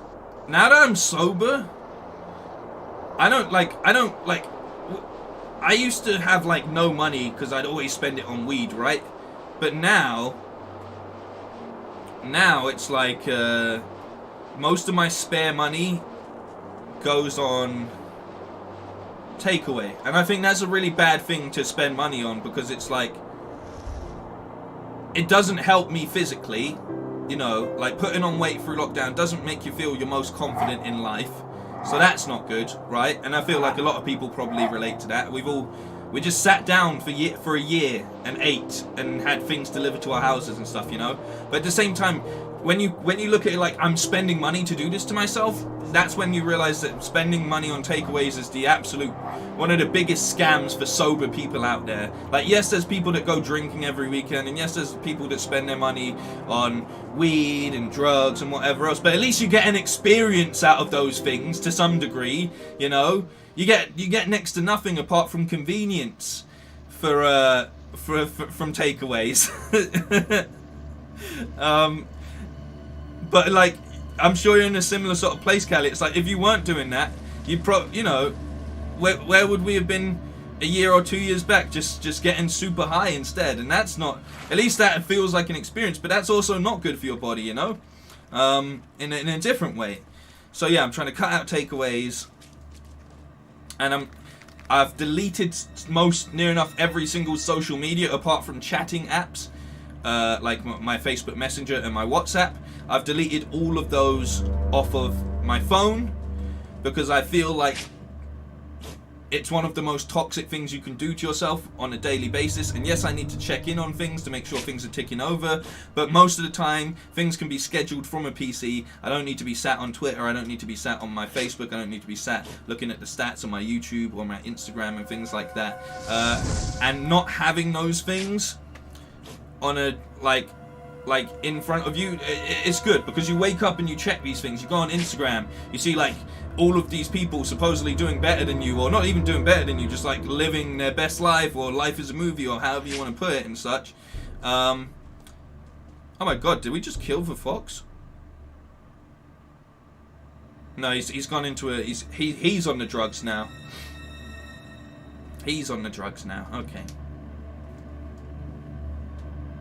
I ate a massive trow of chili fries for dinner tonight. Yeah, last night. I had chili fries yesterday, actually, or the day before. They were lovely. Don't get me wrong, they were lovely.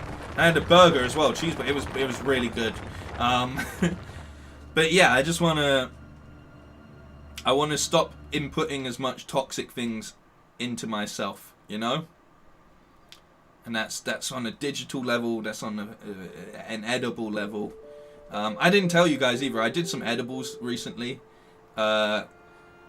Probably the day when I didn't. There was 2 days, like last week or the week before, where I didn't upload or stream. That was because on the first day I ate the edibles and was in space, and on the second day I had the biggest weed hangover ever and didn't want to do anything.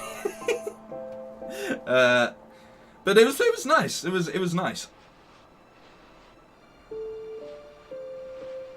But yeah. Oh, once in a sort of blue moon occurrence doing edibles, because boy, did I forget what it's like to be in space. Because I had a variety. I had 2 chocolate bars and some pot noodles, and I was like,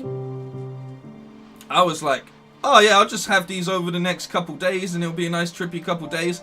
And I finished the first chocolate bar and got really, really high, and I was at the park, and I felt them starting to kick in, and I was like enjoying the sun and everything, and then I was like, I need to get back to my house and out of society, and like jogged home, and it was kicking in more. I'm like, I gotta get back to the house. It's only like 10-minute walk. I'm pacing, I'm starting to sweat and everything, and it's kicking. I'm getting dry mouth and all of these familiar feelings kicking in and stuff. And then I'm in my house super high, and I'm like, I can't do this to myself for a couple days. I know what I'll do. I'll eat all of the remaining edibles today, so I can't do this for any other days. And that's when I went to the moon. Like, I was in another realm. I'll be honest with you, like an absolute other realm. Seeing spirit foxes and shit. Yeah, I was gone. So, and then the next day I just felt really depleted, and so I just didn't stream for 2 days or upload. And that was it. That's why I disappeared. Worse than the hangover? Not completely, because hangovers like from drinking are horrible. It was more, you know how like being high like releases like serotonin and like dopamine and all of that stuff? It was more I just felt completely depleted of all of those things the next day. Whereas when you're hungover from drink, you just feel like shit. Like, you just feel horrible. You feel a bit queasy. You feel dehydrated. You just don't feel good. Whereas this was more like my mind just felt blown out from the day before. So while it wasn't physically as bad or like taxing, it was definitely like, yeah, I'm not getting much done today. You know, like, yeah, like cotton wool head. Yeah, exactly. Like, just got like. Like my mind, I had been in space, man. This is pretty cool, though. Oh, does he want? I'm kind of. Let me get in maybe the rejuvenating waters. Maybe this will help me. It didn't help me. Maybe if I bark at the mountain. I'm pretty sure this game got a PS5 upgrade recently, you know. I should have got that. He's not in a good place, man. Help me, Spirit Fox. Help me. Look, I'm all limping and stuff. Look at my little leg. Is this death?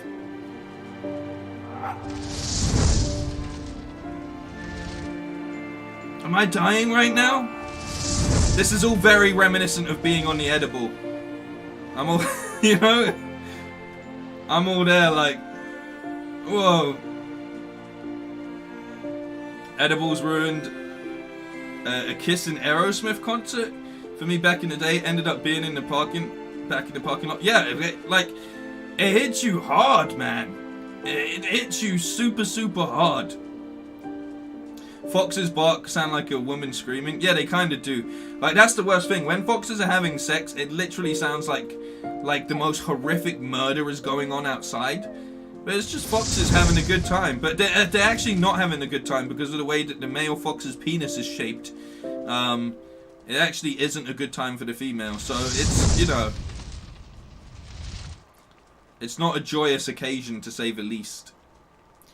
Brett, thank you so much for McDonald's. Oh man, I'm here talking about trying to get healthy, and trying to not eat all of this stuff. But I will. You know what I am going to do before it gets too late? Quickly, sorry guys, I will be coming off this very, very soon anyway. But I need to order. A slush puppy. It's got to be done. It's so hot. I'm so dehydrated. I've become accustomed to them as well. Please be open, please be open, please be open. And I'm looking at all this ice and I'm like, this is great, but do you know what would be greater?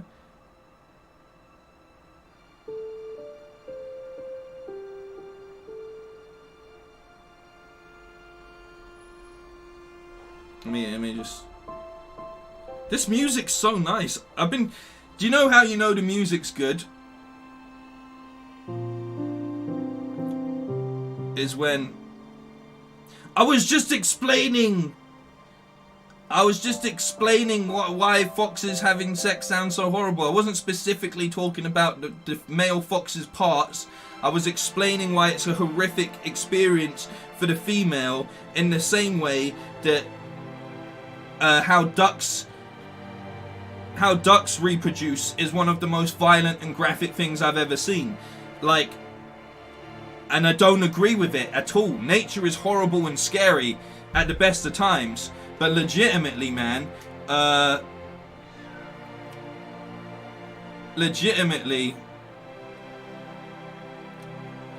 ducks be on some crazy stuff when it comes time to reproduce. I remember seeing it for the first time, and I was like throwing stones at the male ducks and stuff, and I know you shouldn't interfere with nature, but that little female duck was just getting battered around by like a group of 20 male ducks, man.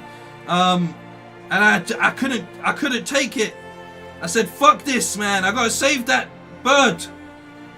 I was with my younger cousin at the time, and it was very traumatic for her as well. We were trying to save the duck, which I know you're not meant to do. But I couldn't just let this assault happen in front of my eyes, man. It was horrible. It was horrible. JTVJ, welcome to the chat. Yeah, pretty weird time to come in. Thomas saying, best animal is monkey. Reject humanity, return to monkey. Monkey. This music is absolutely beautiful. McDuckbang. Yeah, exactly. It's a horrible, horrible, horrible situation. And I wouldn't wish that on my worst enemy, you know? Not that I have any ducks that are my enemies, but legitimately. I saw a goose banging it, grabbed the female by the neck with its mouth. See, this is what I mean, man. This is what nature is horrible, man. Nature is horrible. We get foxes and badgers in the garden most nights. We put out dog food for them. Got some cool videos. Badgers are really cool. I like badgers. Badgers are awesome. But I never seen like a badger in the only time I've ever seen a badger was like when it was like as roadkill, and it just made me sad. It made me really, really sad because I'm like, this mysterious creature that I never get to see in real life is here just dead in front of me, you know? Like, that's not how I wanted to see it, man. That's some Watership Down type stuff. I didn't sign up for this. I wanted to see it in its majestic nighttime nature. My mum has like a massive obsession with hedgehogs, which I should really call her before it gets too late as well. It's her birthday today. I wish her happy birthday and stuff, but I haven't spoken to her on the phone. I should really speak to her on the phone. But she's like massively obsessed with hedgehogs. She always goes out to see hedgehogs and stuff. Which are really funny. She kind of looks a little bit like a hedgehog. I kind of look a little bit like a hedgehog, to be fair. Probably got it from her. But, yeah. Just, there's some cool wildlife in Britain. We don't have a lot, but we have some, like, the hedgehogs and the badgers and stuff. Like, they're kind of cool, you know? Our journey is over. We have died. We have died. Fuck Tails. Woo!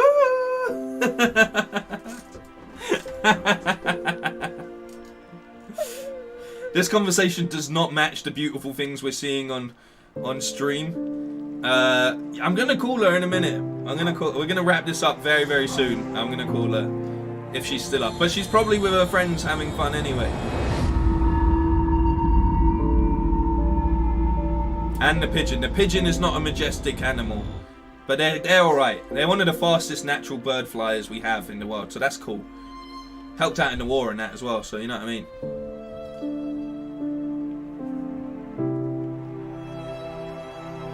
Are we becoming one with the spirit fox? Happy birthday, Bam's mum. Yeah, happy birthday, Mamalam. I mean, this is quite a good natural stopping point right here anyway. I don't know. I honestly don't know what we've achieved in this game. But the music is so damn beautiful, you know? Look, it's no Squirrel Ninja Warrior. Can we watch Takeshi's Castle before we end this stream today, please? I'm going to go back to the studio quickly. Hang on.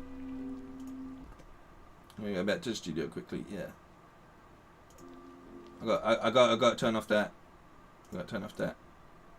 There you go. Boom. If doves get much love, the pigeons deserve it as well. Yeah, they do. Exactly. Exactly, man. I don't care. We're watching a quick Takeshi's Castle highlight, and then we're probably getting another YouTube stopping the stream. Firefox is updated.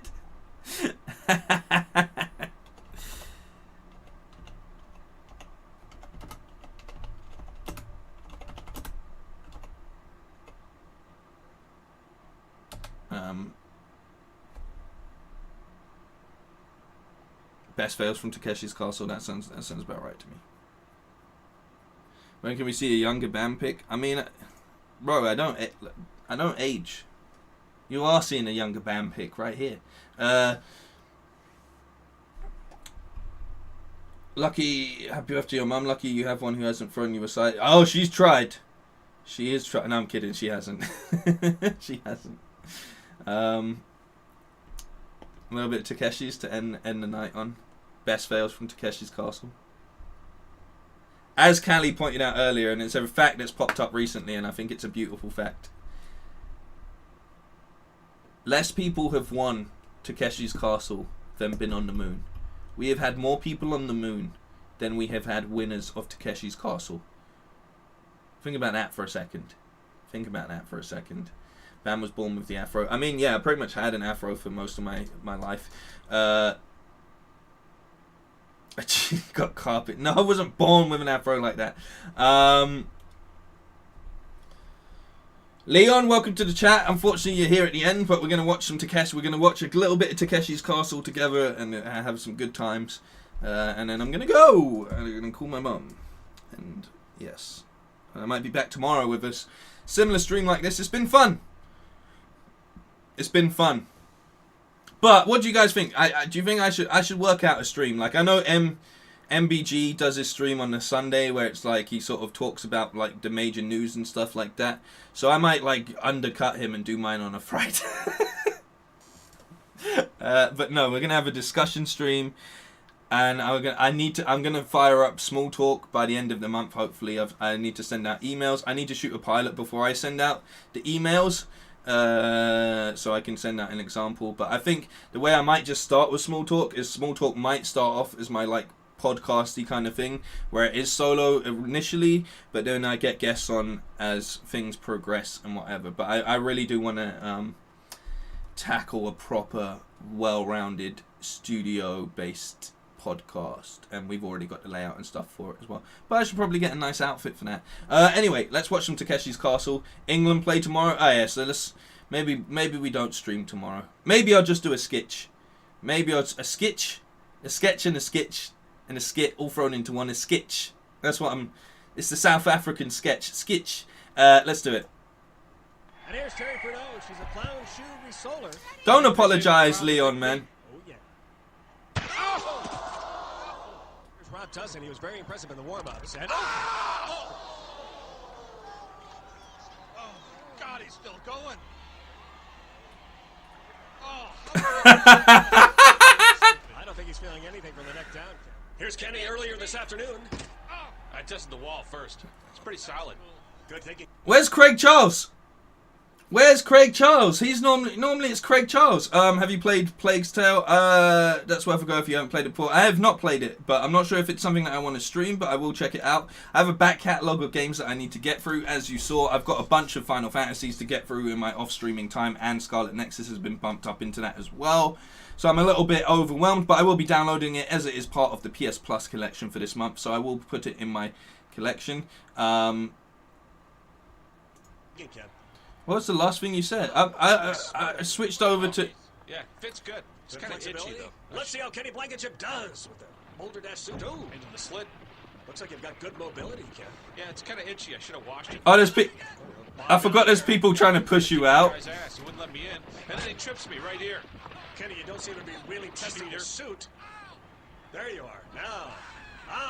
I was screaming for dramatic effect. Well, I was moved by it. And here you are, ready to take on the second boulder. Wow. Smoking. And this spirited young fellow is Avancé, much sought after fashion photographer. Oh, he got bucked early. Yes, he did, Ken. He didn't even get on it. We're going to let him get back up there. Thank you, Jack, man. How have you never seen this? You've never seen... Hang on, because I can't watch it with these... Sorry, no offense to Americans, yeah, but this isn't how I grew up watching Takeshi's Castle, okay? This monster's allowed to end up in the drink. This is how I grew up. This is how I grew up watching Takeshi's Castle, okay? Craig Charles himself, right? This is the voice of Takeshi's Castle as far as I'm concerned. Listen to this, dude. Wasn't he the one from Ghostbusters? There's something weird in the neighborhood. Who are we going to call?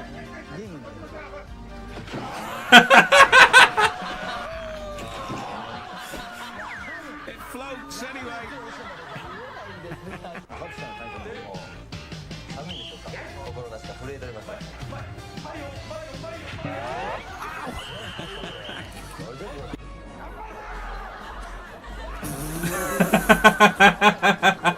What is going on?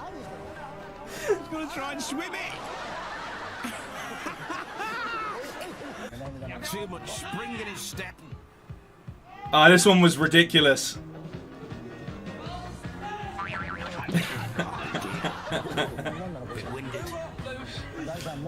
This is the tough one. You have to time it perfectly.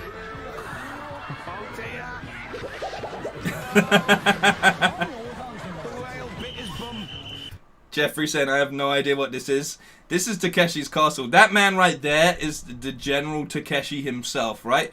Isn't he like he's a billionaire, a billionaire.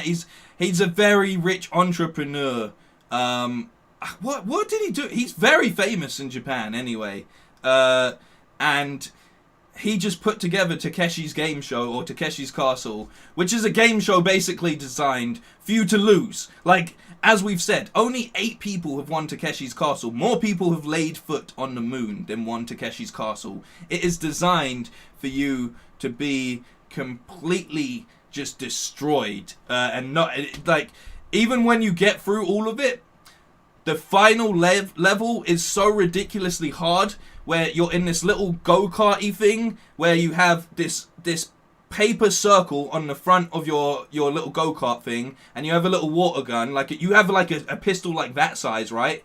And you're going up against dudes that basically have fire hoses on their ones, who represent like Takeshi's army or whatever, right? And you have to get through without your circle being destroyed, which is like that big, right? And they've got fucking water hoses, and you have a little not even a super soaker, just a tiny pistol. So no one ever wins Takeshi's Castle, because you make it all the way. Like, it starts off, there's like 100 of you. It's like Fall Guys, there's like 100 of you, and by the end maybe one person, if that, gets through to the final round. It's inspiration for all of those sort of total wipeout and things like that. But yeah. This was smell-o-vision. You'd all be in the toilet by now. Contestants. Whoa. Like, look how look at how you meant to do this. How you meant to do this? How are you meant to do that? It's a bit skitty though. Not much sense into it. That wasn't boarded up, he would have broken his neck. Someone call an ambulance. They stole that one for Fall Guys. Man in the background there.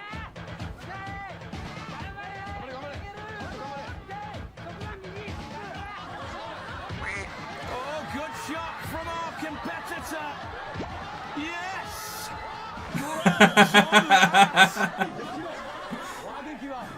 The stepping stones is the worst one, man. The stepping stones, because it looks simple, but people just grated themselves on those stepping stones, and the door. The doors are.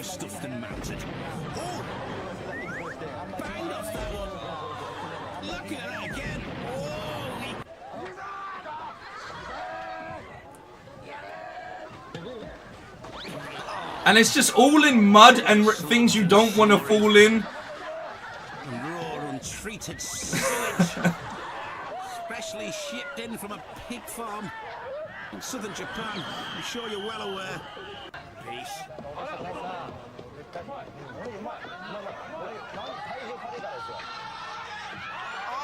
Oh! Recovery, come on! Yes, she can. That's what a recovery. What a recovery. She goes through. She's got the right idea, but she's fallen over before she's begun. Absolutely pathetic. Oh, come on, man. She's still in it. She's still in it. Still going though. Plucky. It was just stupid. She's gone now. This one, you have to walk across and they just pelt you with stuff. This one's one of the worst as well. They're all bad, but this, look, they give you the ball, and then they just shoot balls at you. Accuracy. And they don't care about hitting you in the face. Took his hat off. Another one. That was like a Muhammad Ali uppercut. He's gone. Goodbye. Like, all of Takeshi's army are just there to straight up annihilate you. Like, completely annihilate you. It's such a ridiculous concept.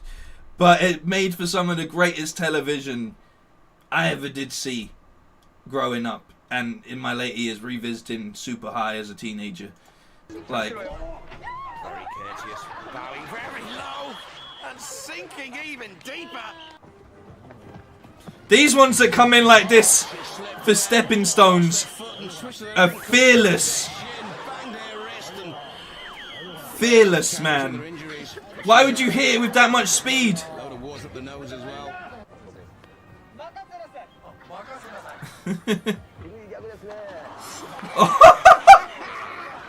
missed the bridge. He can't even see where he's You got to stay on this one. He's Five's getting its skates on.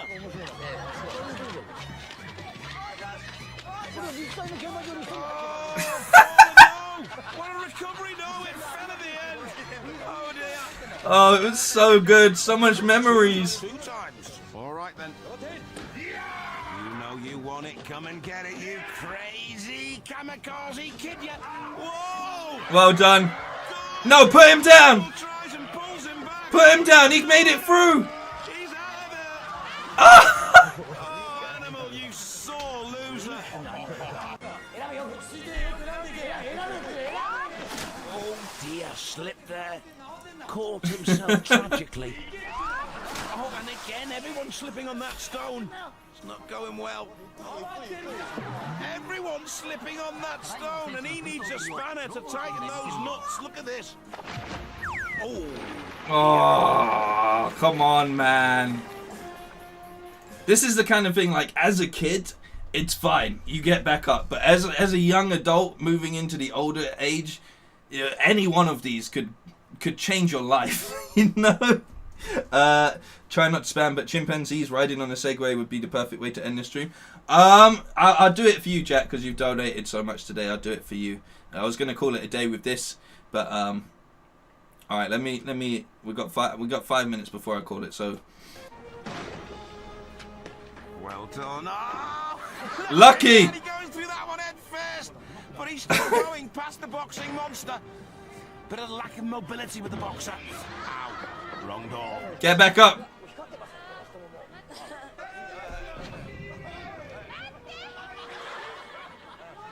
She's wearing those tights that dancers wear to make it look like she's not wearing tights. She's got shiny legs, but we're not Go. fooled. Go. They're gonna go. Fix that one right.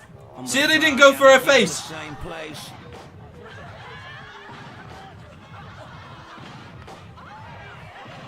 Oh, they keep getting her in the same spot. Oh, they knocked the helmet off.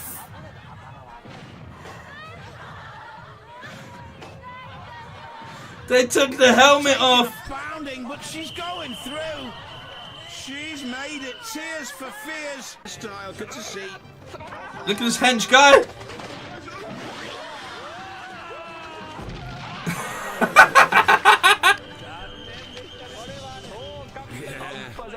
Oh no, mate. Oh, he did a front flip. Oh, it's somersault onto the shoulder. Broken collarbone. Ambulance, please.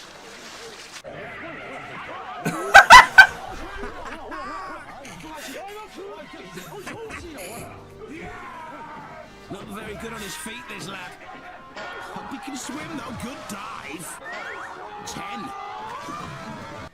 This was definitely like this is before regulations came into play. The thing is, you watch Wipeout and stuff, and you're like, it still seems fairly safe. Like you watch Takeshi's Castle, and you're like, how many people died playing this? You know, like he legitimately, as Messy Mouth says, how many bones have we seen broken from legs to jaws and ribs? But love it exactly. Like it's you see so much people get annihilated.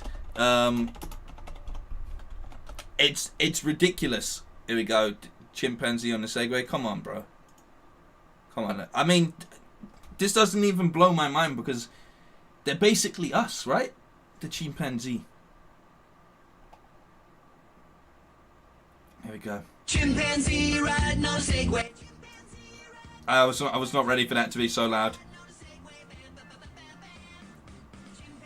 He just looks like a little child on it. Oh my god. Does he know what he's doing?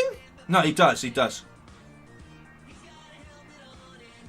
He's chilling.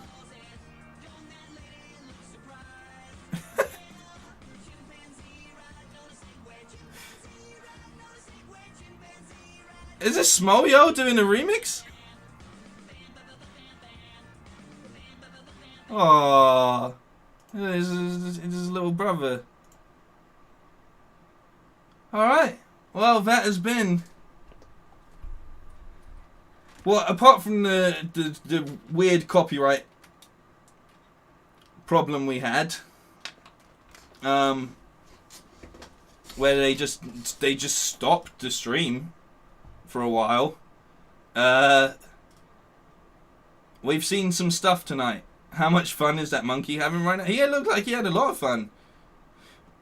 Like, just in his little matching outfit and everything. We've seen nature do some wild stuff today. The good ending. Yeah. The good ending. Yeah, this was a lot of fun. Thank you all for being a part of it. I really do appreciate it. England are playing tomorrow, so I guess we'll probably do a skit. Don't know what I'm gonna do a skit on yet, but I've got some ideas written down. I'm probably gonna do something a little bit different. I need to make some of them a bit more timeless, because a lot of them are like time sensitive. Monkey with an AK is not. We're not watching Monkey with an AK-47. I draw the line. I draw the line. Oh, you're smoking Texas brisket? Do you know what? No, that's it. Do you know what? That's it. All the money I save on a takeaway in the coming months, I'm gonna buy a smoker and I'm gonna smoke some meats. That's what I got a good butcher around the corner. I'm gonna do it. I've learned how to actually prepare. I've learned how to prepare a proper bit of brisket from some of the greatest restaurants in Texas, which I'm not even joking. I actually have. So I'm going to smoke some meats. You've given me a great idea. Thank you, Brett. Great idea and a good incentive to stop with the takeaways. And the thing is, once you start smoking, you don't stop, man. You don't stop at all. You know what I mean? Like, I'm gonna be smoking everything. I'm gonna make some smoked jerk chicken. I'm gonna combine my heritage on stream. Just start doing a smoking stream. Not like that, but a smoker stream. You need to smoke it for a good 24 hours if you want that real. You want that real good. Do a cooking stream. Now we're getting some ideas, boys. Now we're getting some ideas. We're moving out of the world of just streaming gameplay. We're moving into the world of streaming streams. Streaming streams. Who'd have thought about that, eh? Innovation. Yeah, so thank you all. Take care of yourselves. Look out for each other. I will be back over the course of the weekend. This has been a lot of fun. This has been a lot of fun. I need to make some proper thumbnails and such for this. I need to work out some proper formats moving forward. So we can do this. Smoking meats with stream with cigars. Hey, yeah, let's get some. That sounds good as well. That sounds good as well. But yes, thank you very, very, very, very much. Take care of yourselves. Look out for each other. Have a good weekend. And stay frosty because it's getting very, very hot in certain places of the world. So do what you can to keep hydrated and keep cool. I am out. Thank you to all of the mods. As always, you've done a beautiful job. I really appreciate all of you guys. And all of the members and all of the people in the chat in general. You're all beautiful people. Thank you.